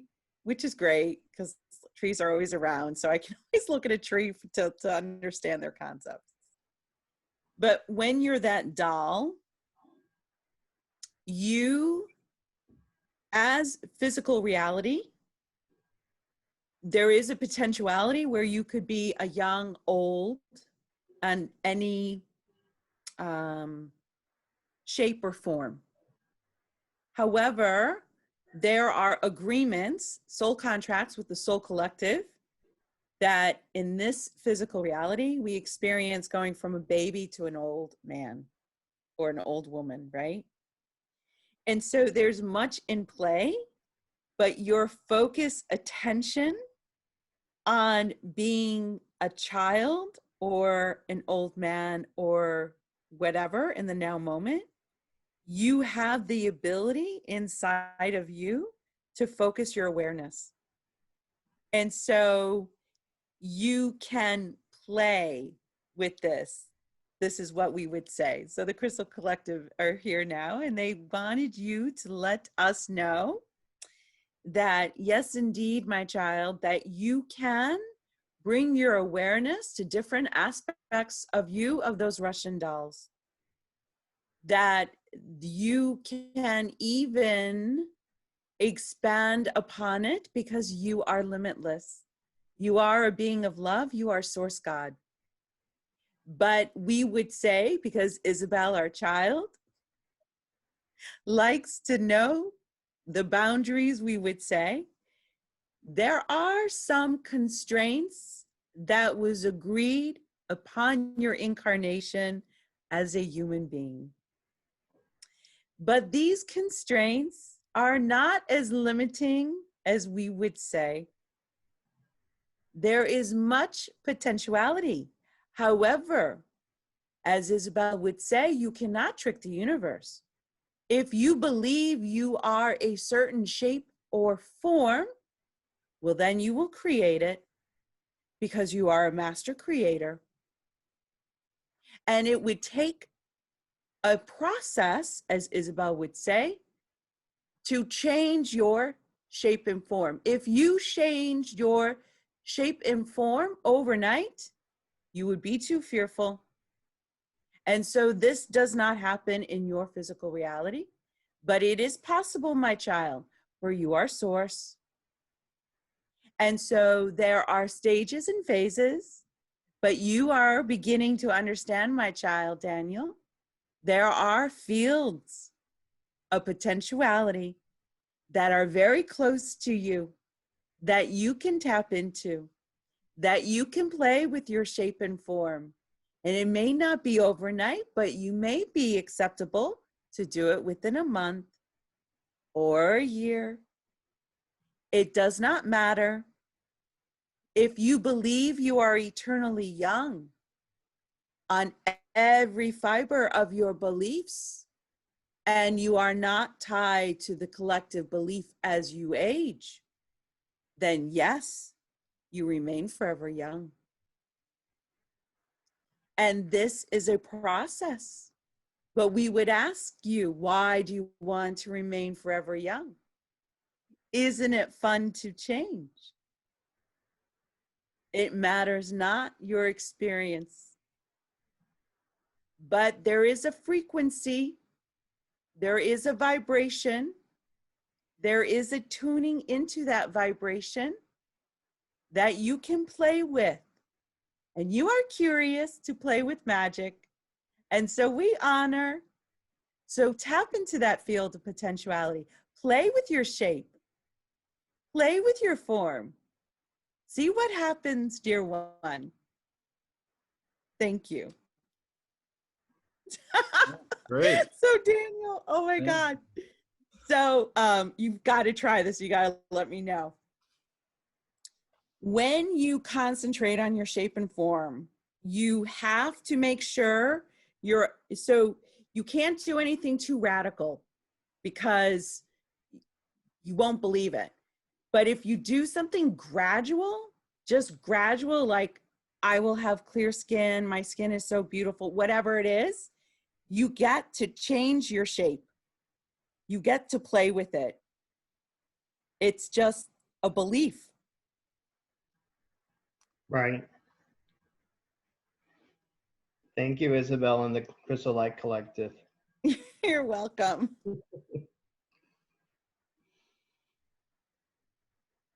Would anybody else like to say something, or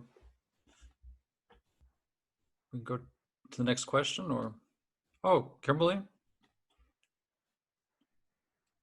We will honor, though, anyone who wishes to speak now. Otherwise, we will come forward.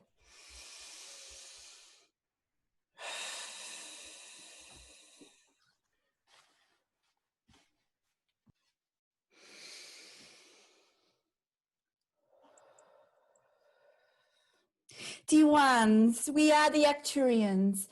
Dear ones, you are truly advanced beings. Yes, shapes. What is this shapes? Shapes is a frequency. You are expressed in physical reality because of the patterns of your creation. Yes. Dear one, your universe, all your physical aspects of who you are, all your multidimensional lives, is created through frequencies of sound and light, created with what you call as sacred geometry. This is what shapes your reality. This is what shapes your being. This allows you to play here in this program of physical reality, to allow you to experience this reality in all its programs. Understand that your shape is divine in nature. It is also galactic in nature. It is also Gaia in nature, because you were born through Gaia. Yes, you have your energies within you. You have the stardust within you. You have all that is within you. Mighty One, not just in your ethereal nature, in your physical nature, because there is no separation here, in oneness. Because of this, the changes that are coming into play are allowing you and the human collective to have these activations come online, this dormant DNA, not just in your ethereal bodies, but in your physical bodies. Yes. You are starting to remember that you are not from this earth, that your creation is much more than a human experience. You are, as a collective, shifting not just in consciousness, but in form. Yes, dear ones, you create in this reality because of how advanced you are. Not all worlds, not all dimensions of physicality get to have this experience. You get to create your reality and you get to live it and experience it. That is how powerful you are. Dear one, you will find that with these shifts that are now happening with you all, with these activations that is occurring now within you, your physicality is shifting. You may not see the gradual change, but you are shifting. Perhaps you are noticing a hair color change. Perhaps you are noticing something different about your face. Your actual shape is shifting to go with the consciousness shift that's happening for the whole collective, because there is no separation. Your physical being here, your perceived physical being, shifts alongside the collective consciousness. So, to more effectively go with this flow here is to just be present. Yes, it sounds simple enough, doesn't it, dear ones? But understand that you are much more than a human vessel. How you create is through your emotional experience. Your emotional experience, at the very foundation of that, is thought programs. But a lot of you are not aware of your thoughts and more attuned to your emotional existence. So because of this, understand that emotions is a very powerful creation technology that is aligned uniquely to the human experience, because not all beings in all worlds have this experience of fear. That's how advanced you are. Fear itself is a gift. It's just how you perceive it. So you can create through all dimensions of you through emotions.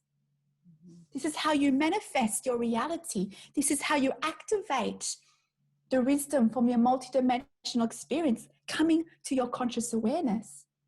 This is how you activate your divine or galactic abilities in form and physical reality, because all those abilities, all those creations are already within you. All dimensions are already within you. The universe is within you because you are source. But you are shaped with imprints, with codes from your galactic nature. That's how you were created, dear ones. This is the time of the greatest evolution of humankind. Yes, you've gone through, in your terminology, cycles of golden age of consciousness. But as you move through into this new age, this new earth in your human terminology, the cycle will be forever changed, because you, not just in your consciousness, but in your form, is shifting. Understand that your physical representation is forever interlinked with your non-physical expression. There is a reason why you're born on Gaia. You are here to assist in the collective expansion, not just of yourself, but also of the expansion of the human race and beyond. You are expanding all that is, because as you create and as you transmute this fear, as you create from then love, you create a reality that recognizes in your conscious awareness of how powerful you are. Dear one.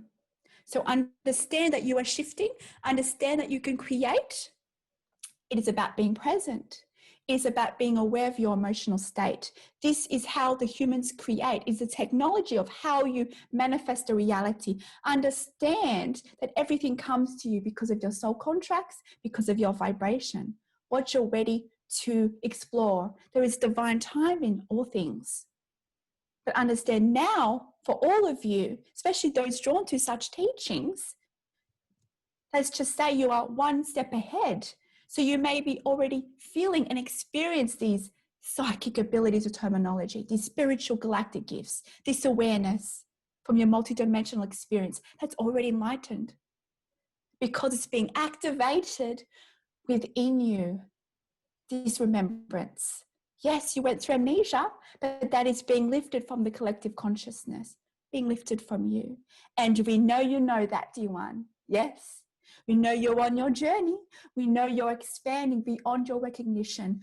My message to you is to embrace who you are. Embrace the changes. Yes, there are going to be changes. It is okay. It's part of the shift. D1. It is with love that we come through. Farewell. Thank you. I do want to say and just really thank the Arcturians coming through, because actually I was originally going to ask a question about our intergalactic brothers and sisters before Isabelle spoke, and then I thought of the Russian dolls. And so I really honor the synchronicity and co-creation of that attraction. It's always the way, isn't it? Usually. Yes. Thank you for that, Daniel. Thank you. Great question, Daniel. And yeah, should we maybe take another question from the chat, Roxanne? Or Yeah, I was looking at Leanne. I don't see a question in there. I'm gonna read it out loud. Leanne says, "There's a being who has been in my present and blending with me, probably my whole life, but my human settings have not allowed it more than a few times. Last time it happened when I was viewing in a show about a light language, but then stopped prior to which it had happened in the bathtub about 12 weeks ago or so. There's a physical signs before it happened, uncontrollable yawning, tearing up, and the very strange voice pukes out of me. I thought there was something wrong with me until last year. What's your question?" Does anyone else see the question in there about I guess my question is how to stop being afraid. Okay, well, I'm not going to say. you guys go, because we're all channelers here. So yeah, okay. Someone want to take that? Go ahead. You release fear by releasing your judgment of the experience. You are judging the experience in comparison to the horror movie version of a physical being connecting to the energetic realm. Your fear of it is creating a reality for you that is distasteful to you. Understand that your connection to the energetic realm is love and light only, and any energy that you are experiencing that is less than that is truly energy with less consciousness attached to it. And the judgment of that lower consciousness energy is something that can indeed instill fear, because you have all been taught that there is this darkness and there is this evil and there's this demonic presence perhaps that is coming into your being. This is your journey in understanding your connection to the energetic realm. And when you stop fearing it and stop creating the fearful negative, the narrative around it, you are not going to have the same experience with it. David used to play around with his connection to our energy, and he was not intentional in his allowing of us to flow. He was simply tapping into whatever was. And in his experience of tapping into whatever was absolutely conjuring experiences for himself that seemed very real, that were indeed to him very real in the moment, that many of you would describe as demonic or evil, or even something that you would see in a horror film. That was his creation of it. Understand that what is beyond physical is consciousness, and your feeling about the consciousness that you are experiencing is very much rooted in the way that you have been taught to feel about these things. So when you disassociate all of the evil teachings, the fear-based teachings around the energetic realm, and understand that all of the things that you would consider negative regarding the energetic realm, the things that play out in physical that you find is not your preference. You speak of the murderer and things of this nature, bringing harm to one another. All of that is egocentric activity. That is all your human tapping into what you may call lower vibrational energy and acting out from an ego stance. All of these things that you consider negative or that instill fear, that is your own creation. And when you step into your power as a creative being, and you are all creative beings, you are all creating your reality. And you detune the fear around that which you were experiencing, thus detuning the judgment of it as anything bad at all. You can release that energy. For some of you, an exercise of taking charge of it and sending it away is very powerful. But that's because your belief is that you are taking charge of it and sending it away. That may be a good step, and then the next step in your path to just simply order it away. But we are guiding you to come all the way over to the realization that it is your creation in the first place, and therefore nothing to fear at all. And then in bringing it in, you are tapping into the energetic realm, and that any darkness that is present is your mind's creation of darkness. So our very simple answer to that is to detune the judgment of it and allow the detuning of fear. And you all possess the power to do that. Everything that you are learning in all of these expressions in this interaction are all about understanding your creation of your bubble of reality, and the fact that your connection to the energetic realm, the way that you experience it as a physical being, and in this case a human being, is very much about your mind creating a scenario for you so that you can better comprehend that which you were tapping into. But it's your mind's creation, so you own it. And if you own it, you possess the ability to shift your perspective of it. And when you shift your perspective of it, you can absolutely shift it into a perspective of understanding that this is your connection, and that your experience of it is your creation, and that you have the power to make it anything you wish for it to be. Mhm. Thank you. That was Outstanding. yeah, definitely. Good job, David. Maybe we can ask some of the audience members if somebody would like to raise their hand and I pose a question to Yeah, if the you channel. guys have that way, or we still have questions in the chat. Yeah, but then we can do one from the chat, and then if somebody But if has anyone inspiration to else raise their has hand, they can raise their hand. What do we have in the Q&A? That's Take the next one and read it out and see who wants to answer. okay. Well, are we here? The one from Jillian, I guess, or way down. That's not the next one. The next one was anonymous about the education system. Okay. Question during channeling. How do you see the evolution of our education systems in the coming years? I'm excited about getting away from the regurgitation of information and leading toward allowing kids to focus on what their strengths are and maximize their creative skills. I understand this will be gradual, but what years do you see this really turning? Thank you. Whoever would like to take that? We will start with this question since we are queued up, if you will, and then allow the movement to another. The thing that you have created in your pandemic, the ascension, if you will, that is available in the time that you are creating and experiencing across humanity on planet Earth right now is very much about your questioning of the need for all of your institutions. And certainly your institutions of learning are one-size-fits-all institutions by and large. And notice that you are not one-size-fits-all expressions of source.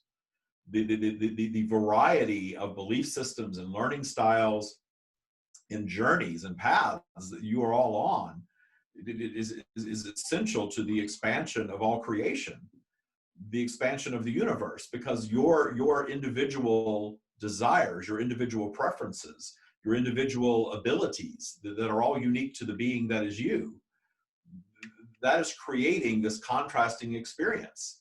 Your disagreements, your distaste for things that you experience are very powerful creative tools.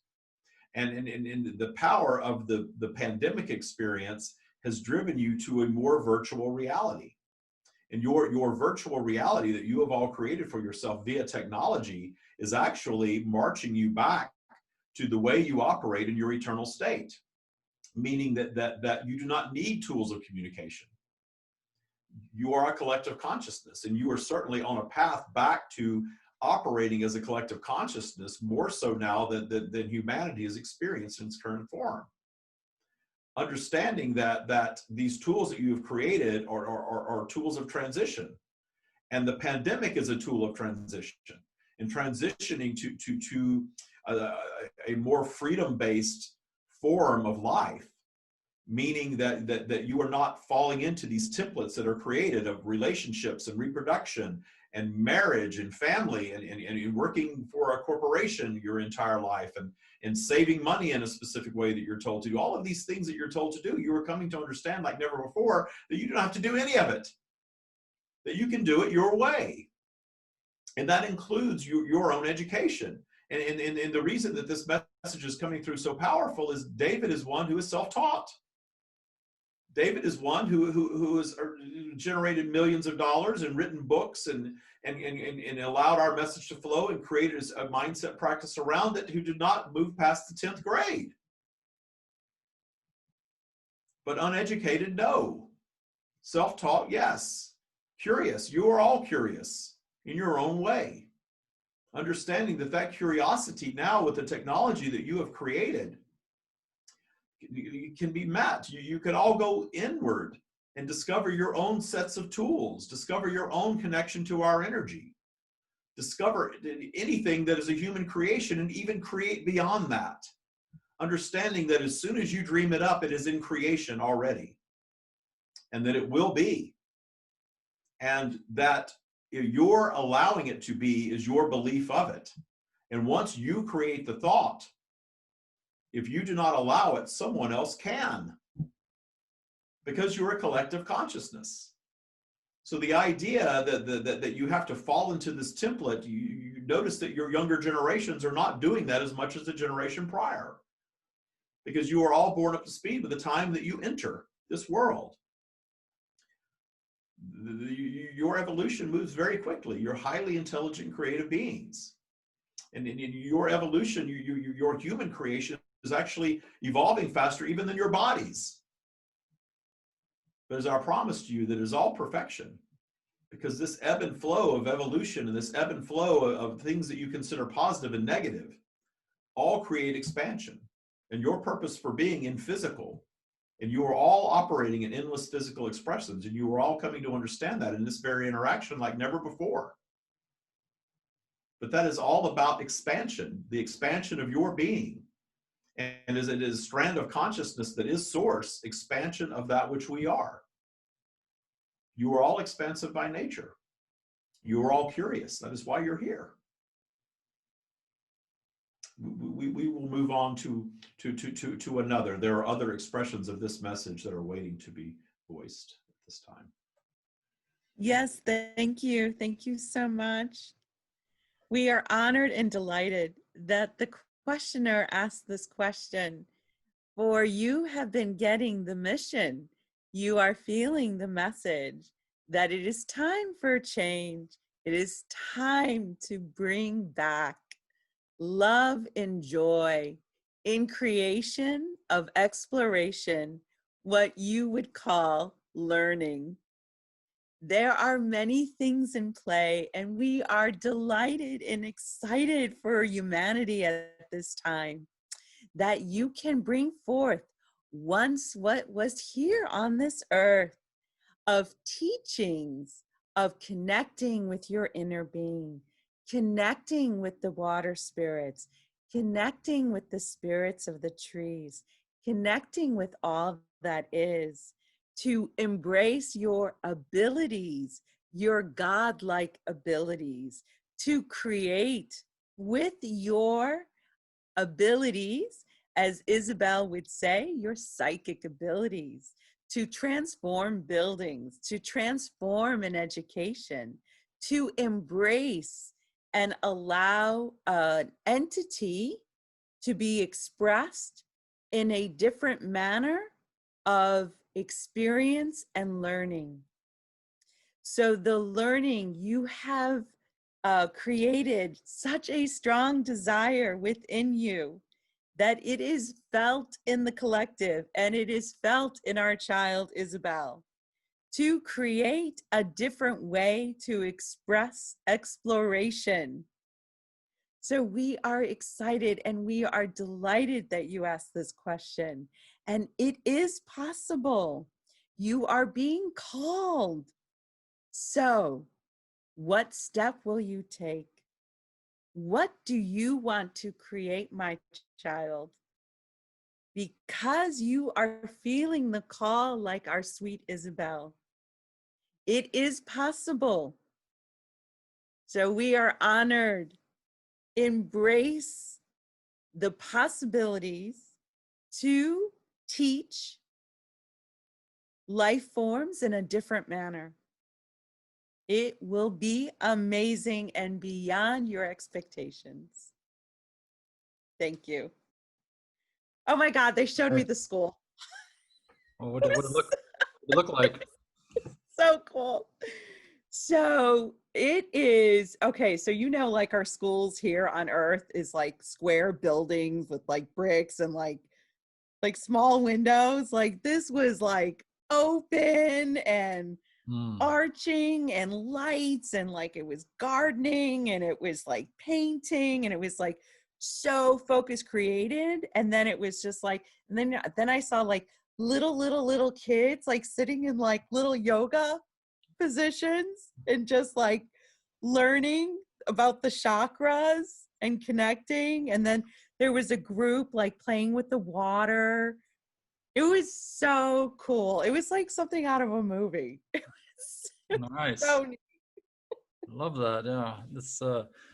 There's also a side note with the channeling. It's important to kind of realize that I know that Jennifer and Isabelle are very visual in their, you receive downloads as images and then you describe those images. And Yeah. so I find that, I think a lot of people also watching have that experience too.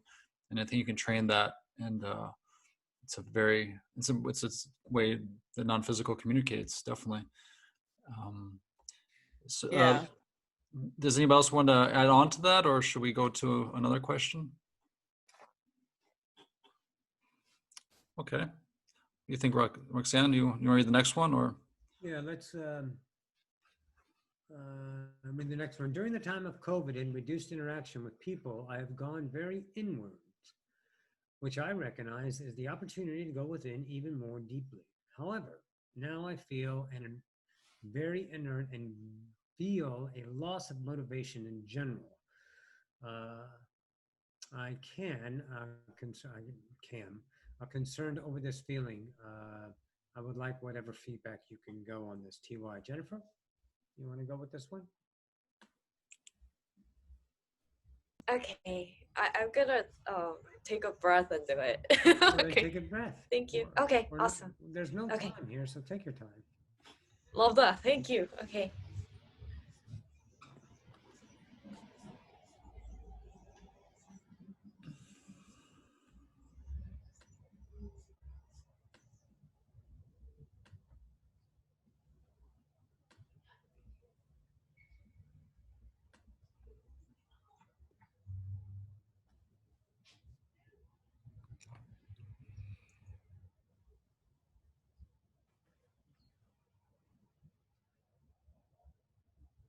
Within.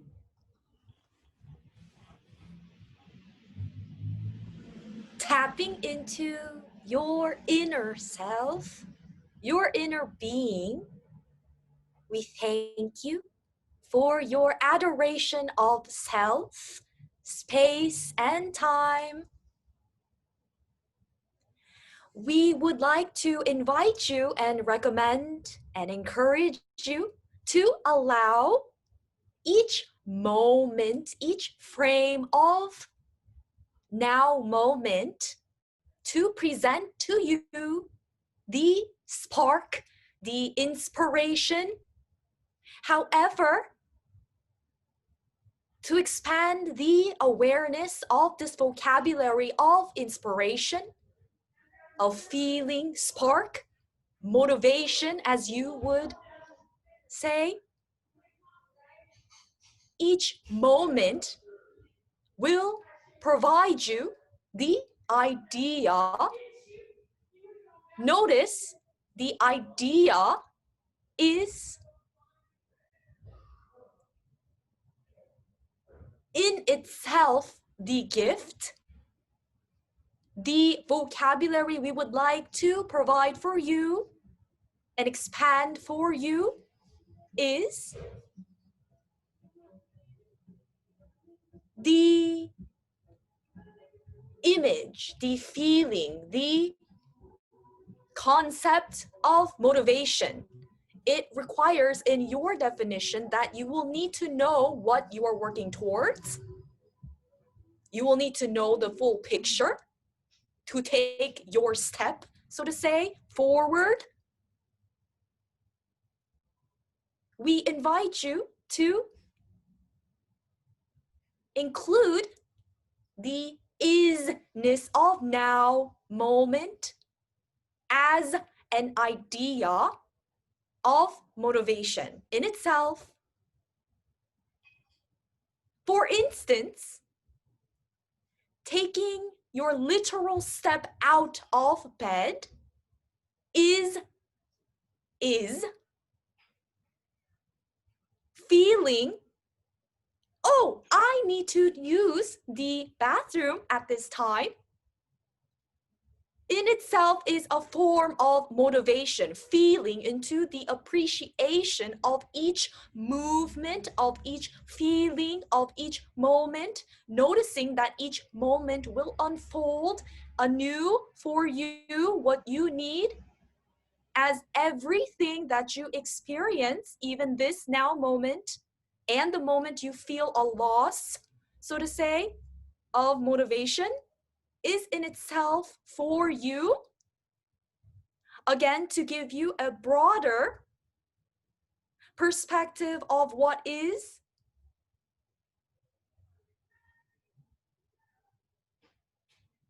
It is merely you experiencing all spectrums of feeling, noticing you are including both the absence and the abundance of experience, of you feeling more of these each unique steps forward, backward, sideways. It is all a part of the dictionary you are putting together for your index of experiencing this life as a human. So recognizing this loss of motivation is not a place of stagnation. It is actually included in your dictionary of unfolding your infinite, abundant creatorship within. So we thank you for your step, leading 2 steps forward, noticing that you will also take a backward step, noticing also that you are expressing yourself and your infinite creatorship, noticing that deep appreciation within of recognizing yourself, of where you are at and where you are.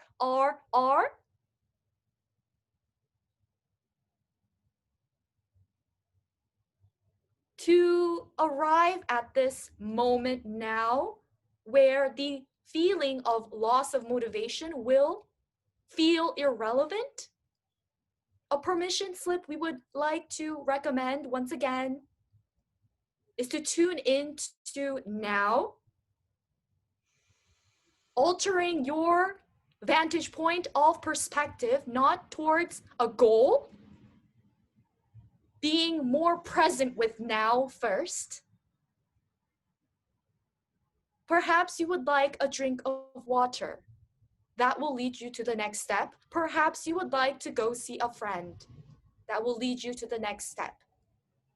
As the momentum of your allowance of being in your natural state accelerates, you'll recognize there will be faster and faster momentum, accelerating. So recognizing this time for yourself of stillness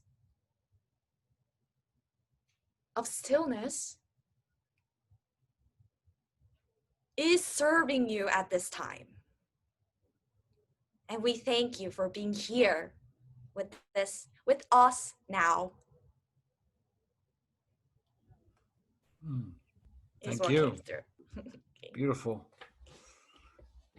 Would anybody like to add something to that? Kimberly.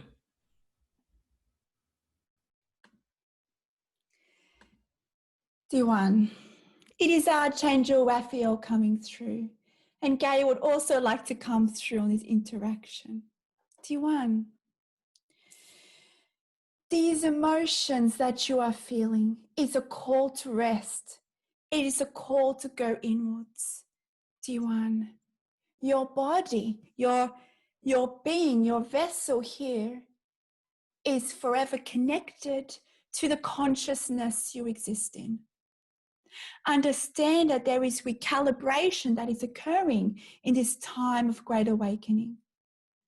Listen to your body. Your body is divine. It is not a meat suit, my dear one, in your terminology. It is one and the same with consciousness. If you want to expand through this dimensional experience and to remember the healed, aligned being that you eternally are, firstly, is to let go of this attachment to how you should feel. It is the should that creates the resistance, dear one. Can you be in the present moment? Can you be in stillness with these uncomfortable emotions? Understand that your body is recalibrating to new activations that have come online within you. You are going through a process of releasing programs that no longer serve you. This is happening for the whole collective. And this negative emotion is representative of these aspects of you, programs that no longer serve the collective as you and the collective go forward into a further remembered state of oneness.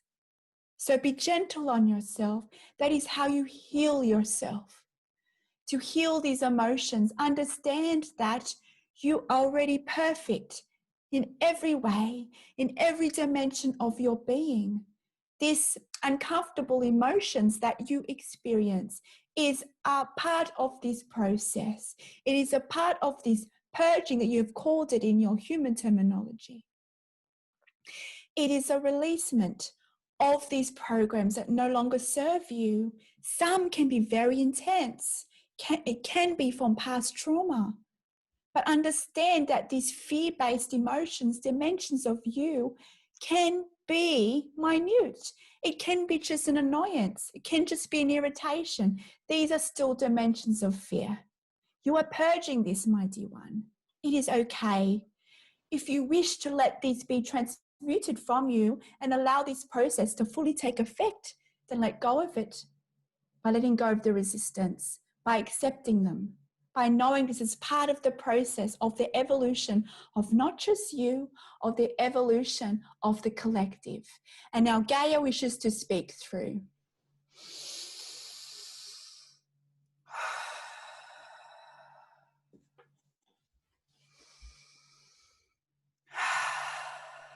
D1, it is Gaia coming through.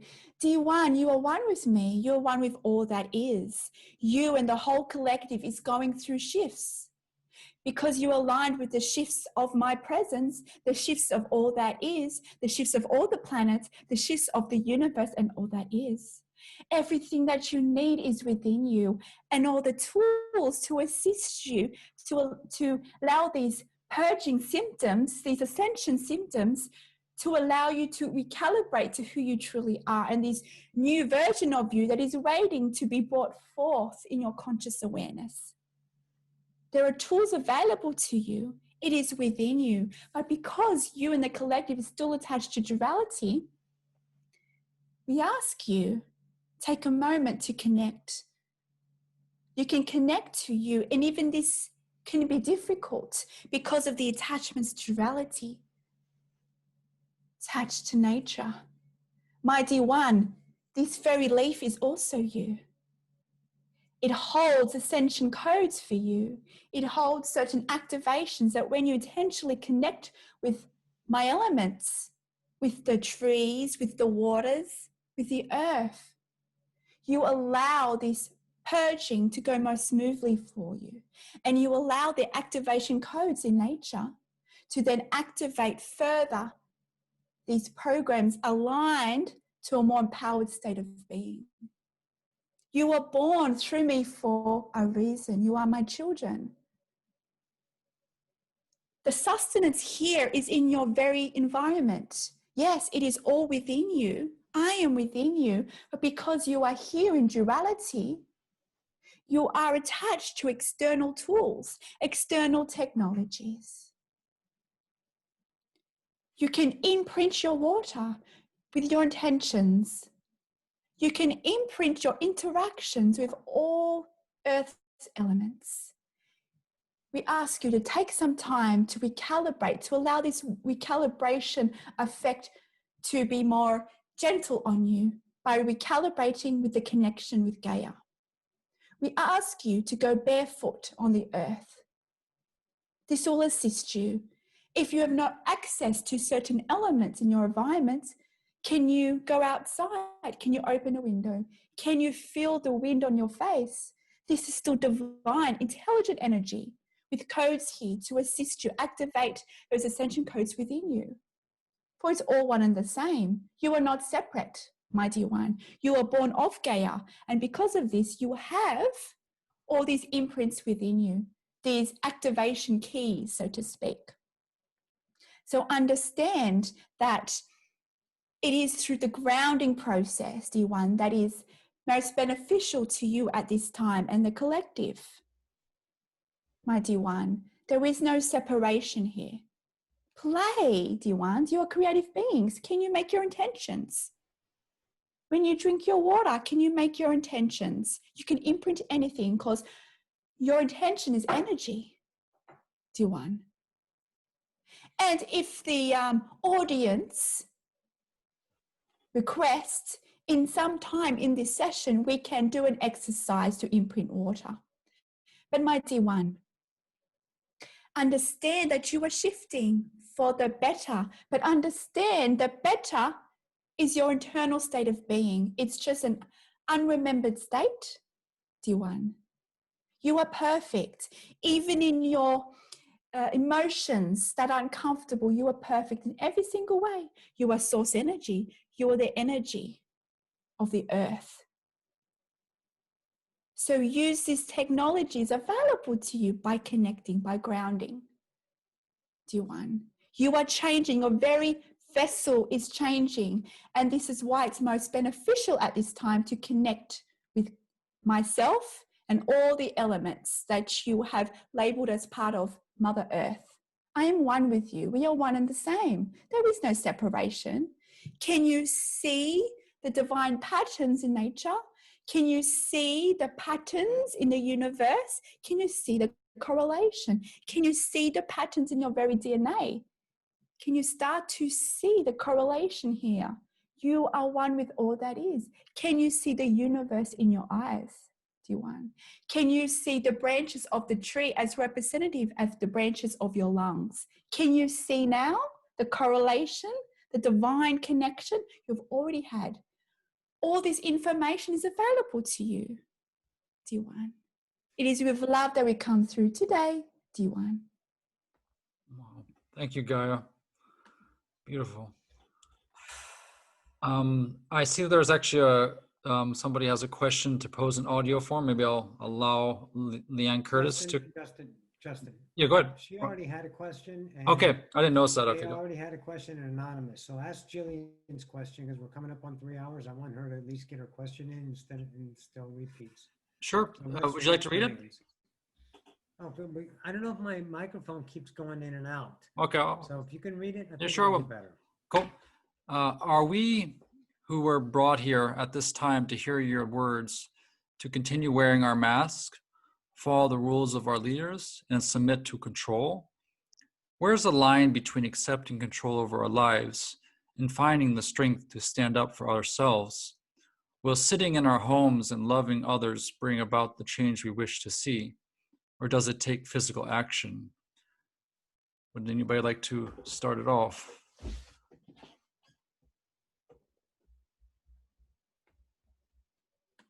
The idea of being controlled is something that you are going to naturally find distasteful because you exist in an eternal state of freedom. And when you come to planet Earth as a human being, you are very much seeking that freedom. Yet, to facilitate the expansion of the collective consciousness of humanity in physical, you have created all of these rules and all of these institutions of control. We are here to tell you that there is perfection in all things because there's contrast in all things. And the contrasting nature of any event or any circumstance or any interaction with another being on your planet holds value regardless. So we will return to the words that there is no right or wrong, and you are creating your reality. So if you are existing in a time that has been labeled pandemic and you see evidence of illness that is what you would call very real in teachings and in guidance that you are perhaps finding yourselves a bit confused about.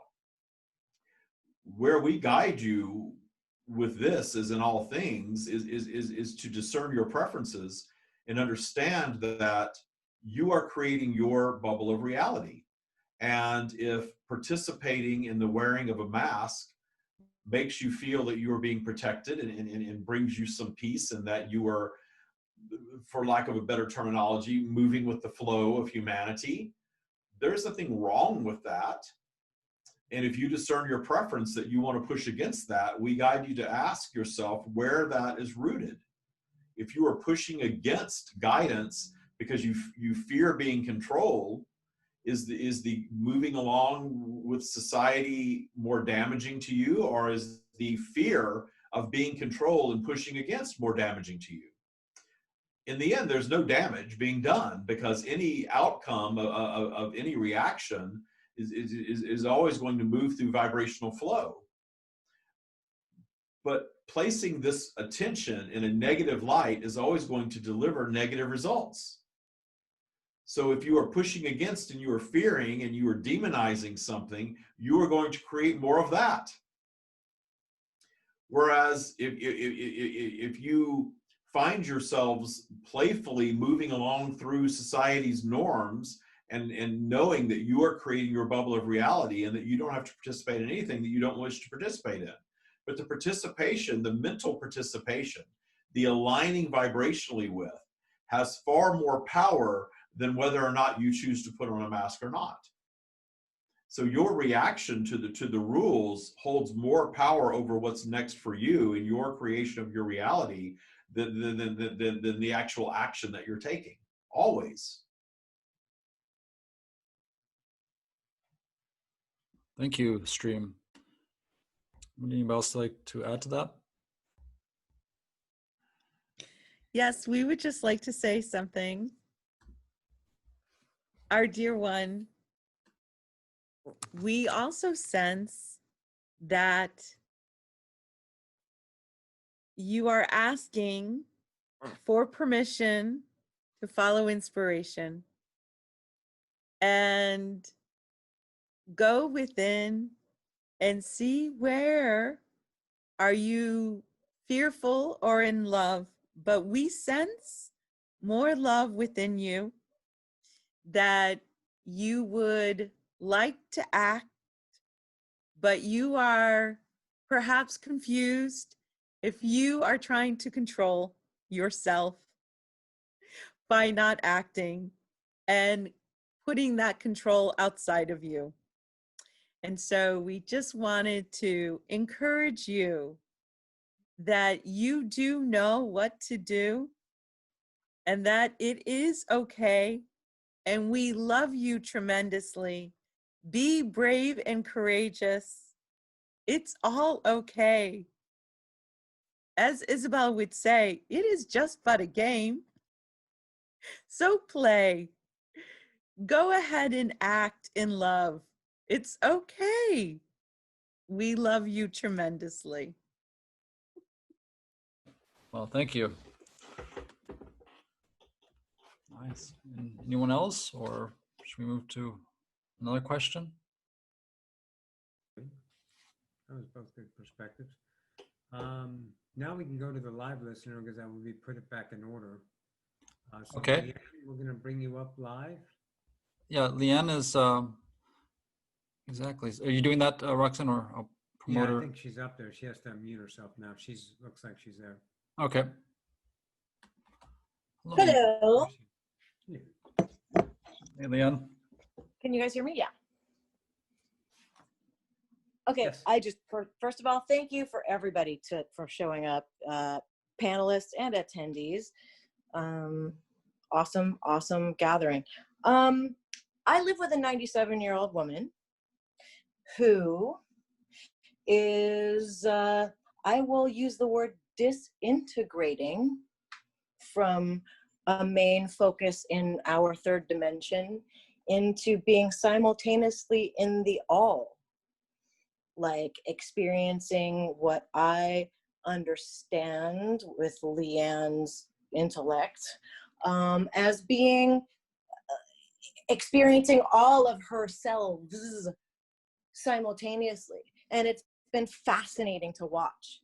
Do any of you have anything to speak to the process of leaving this plane of action as the idea that would be this one part of her grand higher self? Is there anything that you guys can shed on this process for me?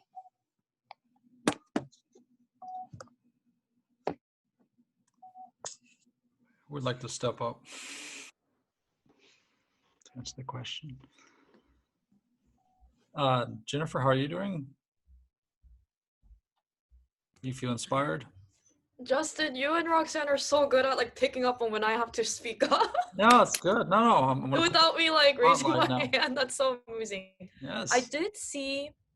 Hello, Leanne. Hello. As I was listening to your question, I did see a visual. So what they shared with me was a very colorful visual. It is a triangle. This triangle, as I place my awareness on the triangle, it's this big. As I place my awareness on this, it as you said, right before you said your the individual that you are residing with, she is able to go, you said she's able to go either deeper. You said something about like she's able to enter like different dimensions or something. Oh, as you were saying, all of her lifetimes, all of her personalities, and all of her experience in every single life, I feel, is present. yes. So right before you said that, I saw a visual that's very energetically very representative of what you shared. So what they shared was, first they shared the energy of her. It's a triangle. Each side of the triangle is a different color. This color, so I see it as there's black space, and then there's neon bright color. There's green, there's red, and there's yellow. And when I brought my focus to it, it shifted into a different angle. So it was like this, and then it does this, but it's a different layer, and it keeps rippling. And then as it's rippling, it's getting smaller. So it looks like if you were to see a very narrow, it's like the shape of an Eiffel Tower, but it's an upside down Eiffel Tower, and it's like the triangle gets smaller and smaller because it's going further and further deeper in.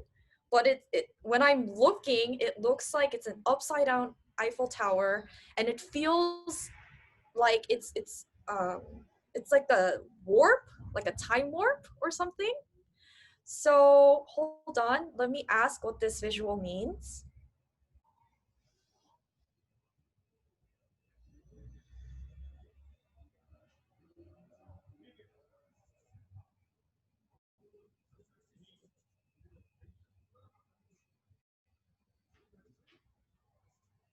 For the sparks of each moment unfolding in the way that she presents herself in each frame of moments, we would like to share these pieces of aspects of herself, her versions of selves at this time.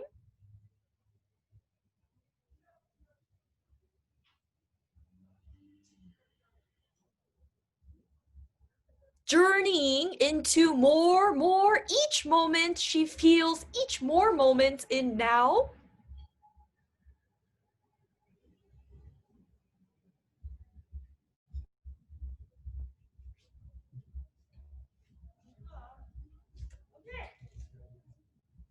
For herself, she is exploring more of the unveiled aspects of herself.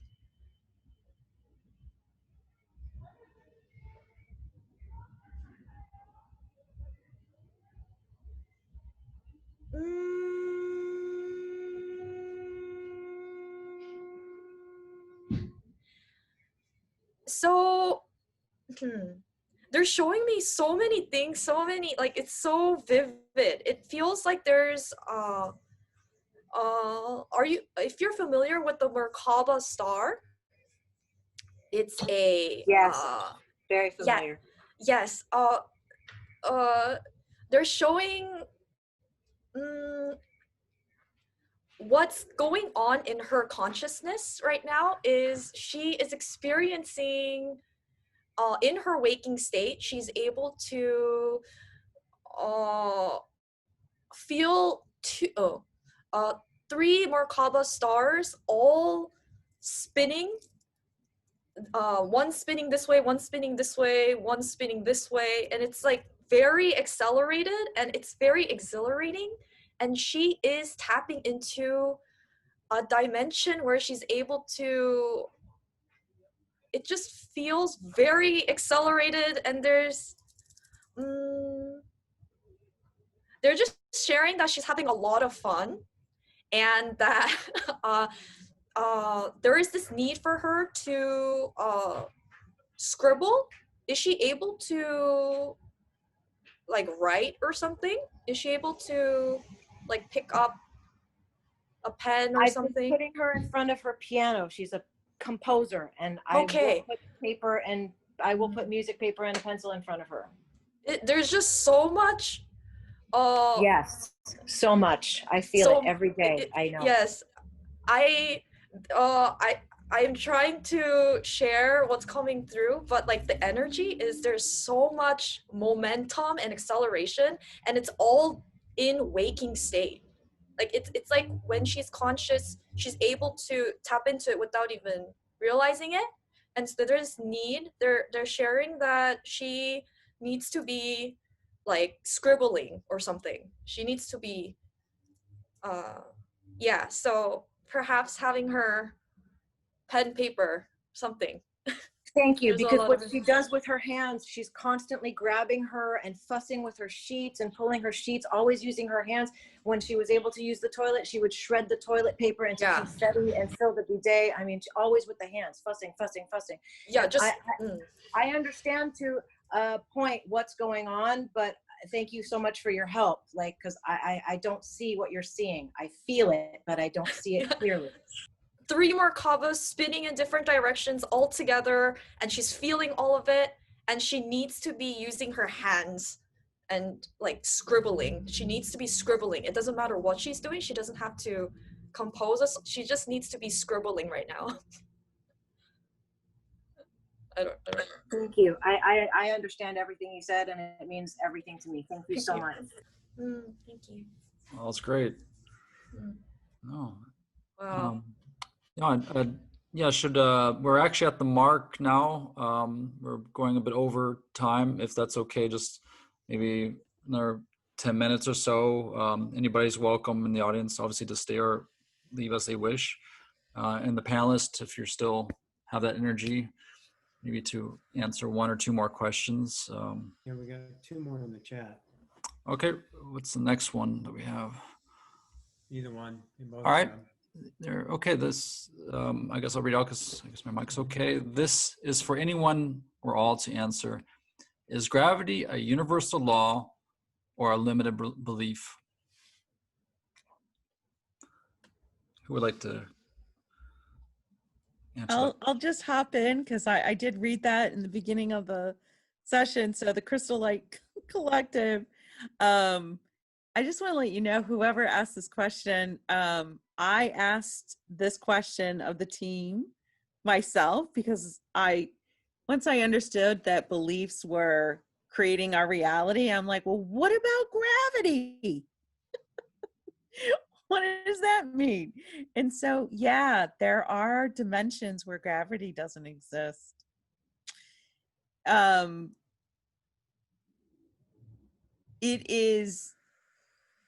There are certain paradigms created in this physical reality, certain programs, and gravity is one of them.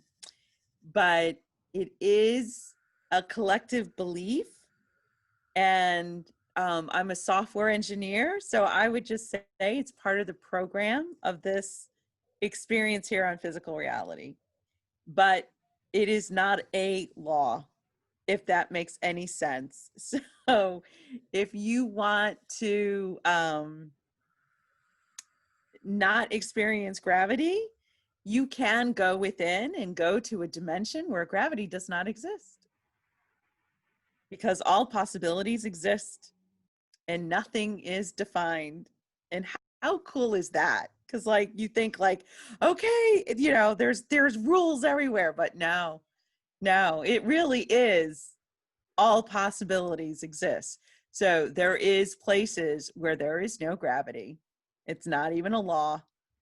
But in this paradigm, because I'm like, oh, son of a gun, in this paradigm, it is coded in our physical experience.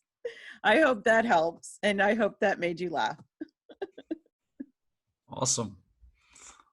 Does anybody else want to chime in? Did David disappear?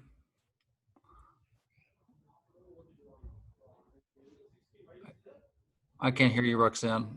Turned his camera off. He's still in the room, but Okay, he just had to go to the restroom or something. that's all right. Yeah, it's Anyone else want to feel the gravity thing, or I think we had a good on that? If not, we have one more question. and this is looks like a very interesting one. If the Anunnakis were advanced, there you are, David. I'll read the question from the beginning. If the Anunnakis were advanced enough to travel through space, as well as engineer hybridized new species, why didn't they use AI robots to mine gold? Why create a space species? Who feels inclined to tackle that question?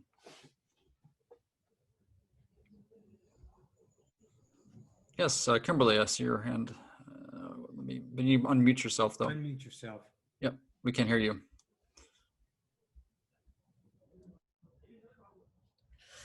Did I do it? Yes, Hello, you can you did. hear me? Wonderful. I feel called to answer it. Let me just get into quickly into a state and I'll answer it. Unless anyone wants to go before me. Does anyone else want to answer this question? No? All right, give me just one moment and I'll see who wants to come through. All right.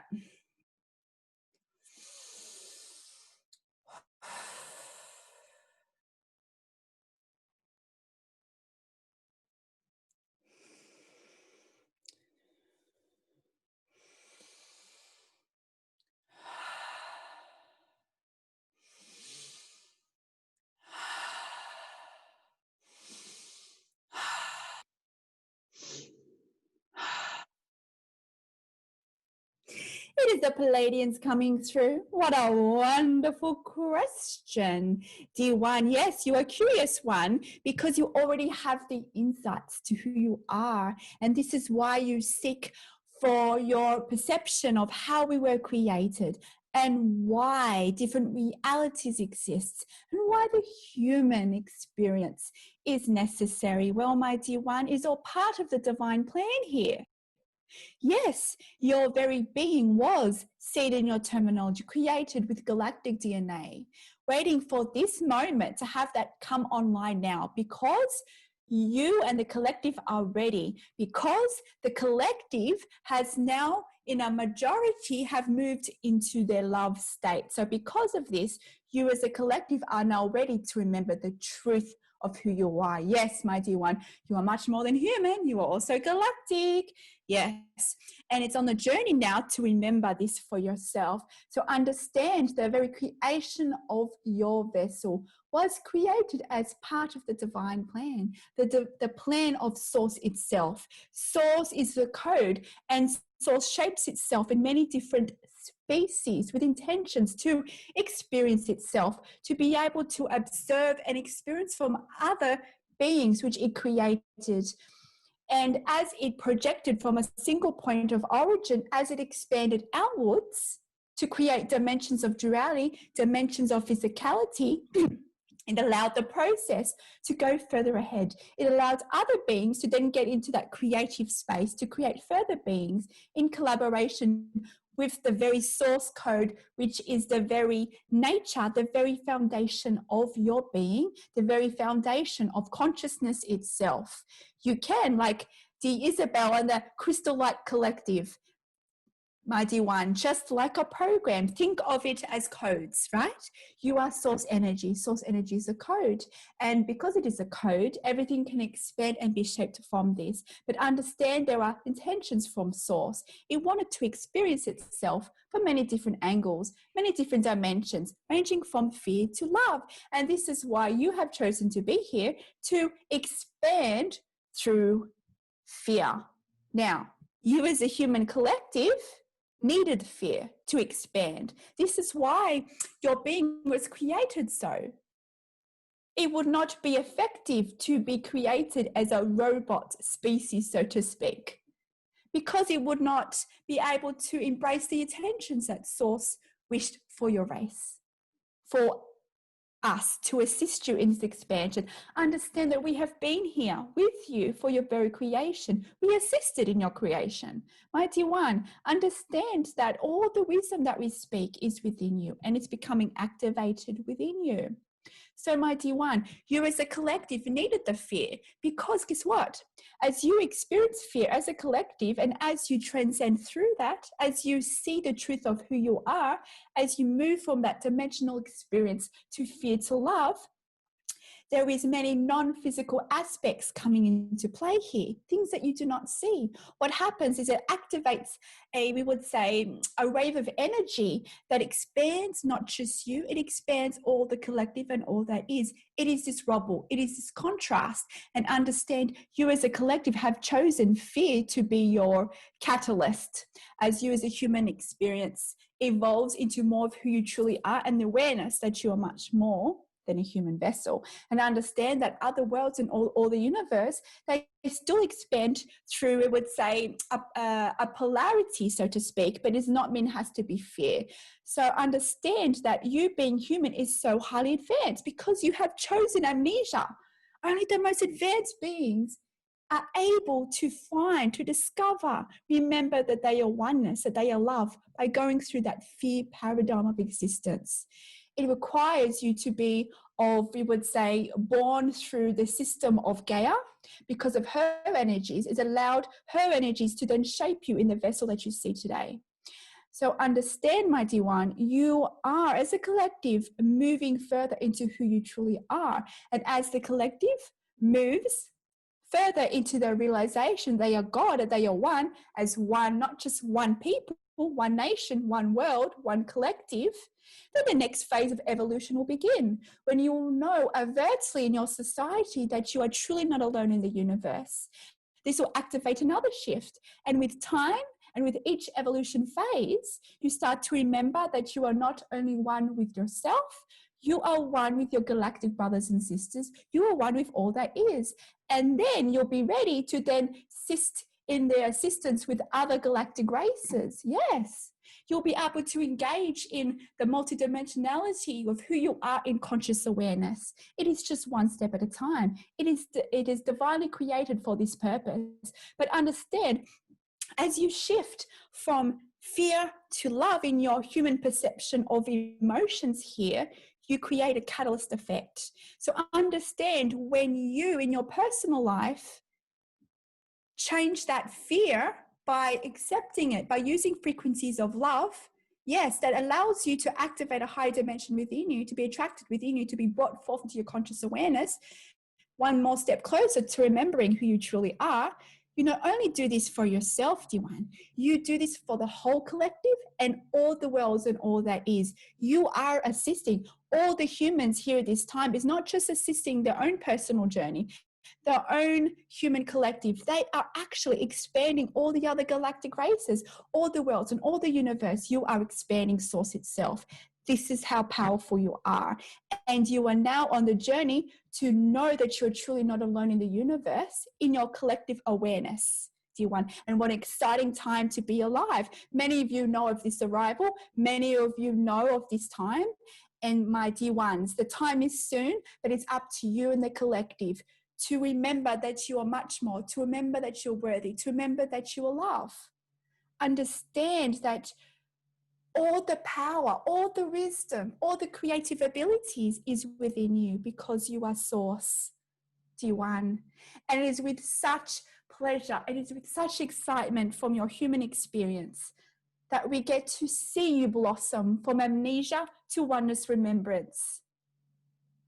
The time is now, D1. It is available to you now. But understand, because the collective is still attached to these programs of duality, as the collective lets go of that, you will start to peel off those layers, so to speak, and remember the truth of who you are, the universe, and source itself, my dear one. It is our honor to come through today.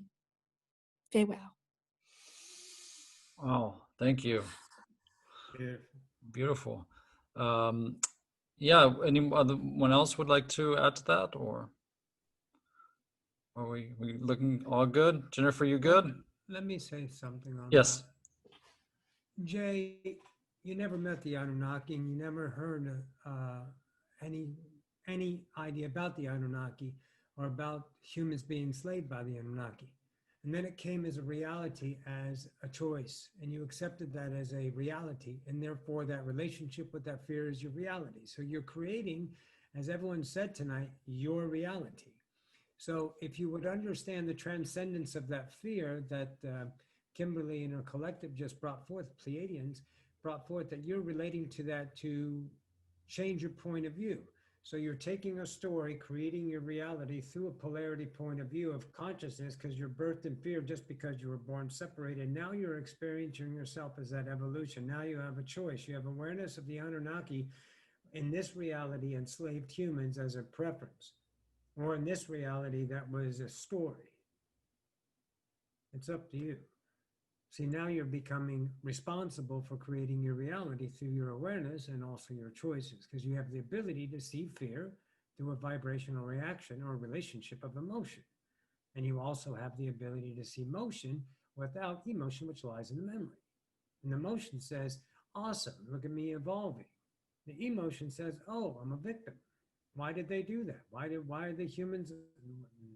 It's a story, kid.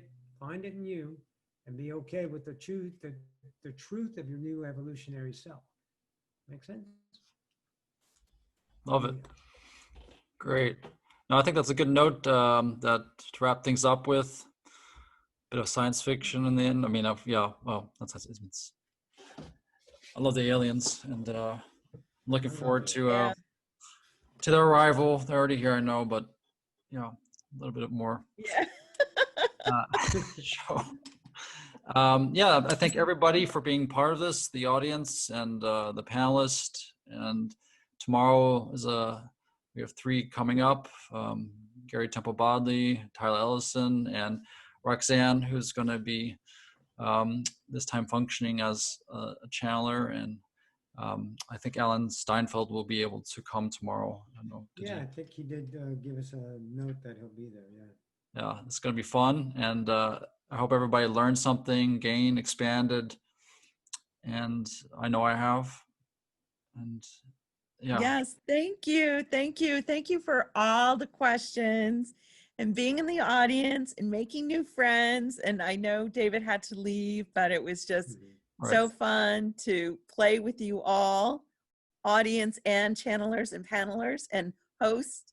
It was great fun. And I Host think was the that most. the energy did rise. I love the flow was there. You know, I noticed that you guys moved easily between each other, answering questions, and I feel like, yeah, this idea of the channel panel, of course, would like to continue it on, and you know, bi-monthly kind of thing, and mix it up with different kinds of channelers. And you know, I think there's a lot of potentiality here for expression. And yeah, so from my side, I wish you all a wonderful evening. Good night. It's Jesus, it's past midnight here. And yeah, it's past my bedtime. Morning. You just got up. Relax. Yeah, it's all good. It's all good. Yeah, and Thank yeah, you so all. thank you, audience and everybody. And this will be put on YouTube or Facebook probably pretty soon.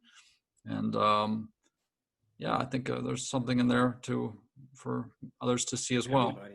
Yeah, Yeah. they're touching See everything you there. guys tomorrow and choose to come in. Love you guys. Definitely. So everybody, Bye. love you guys. Thank you, everybody. Everyone. Love you all. Thank you. Bye.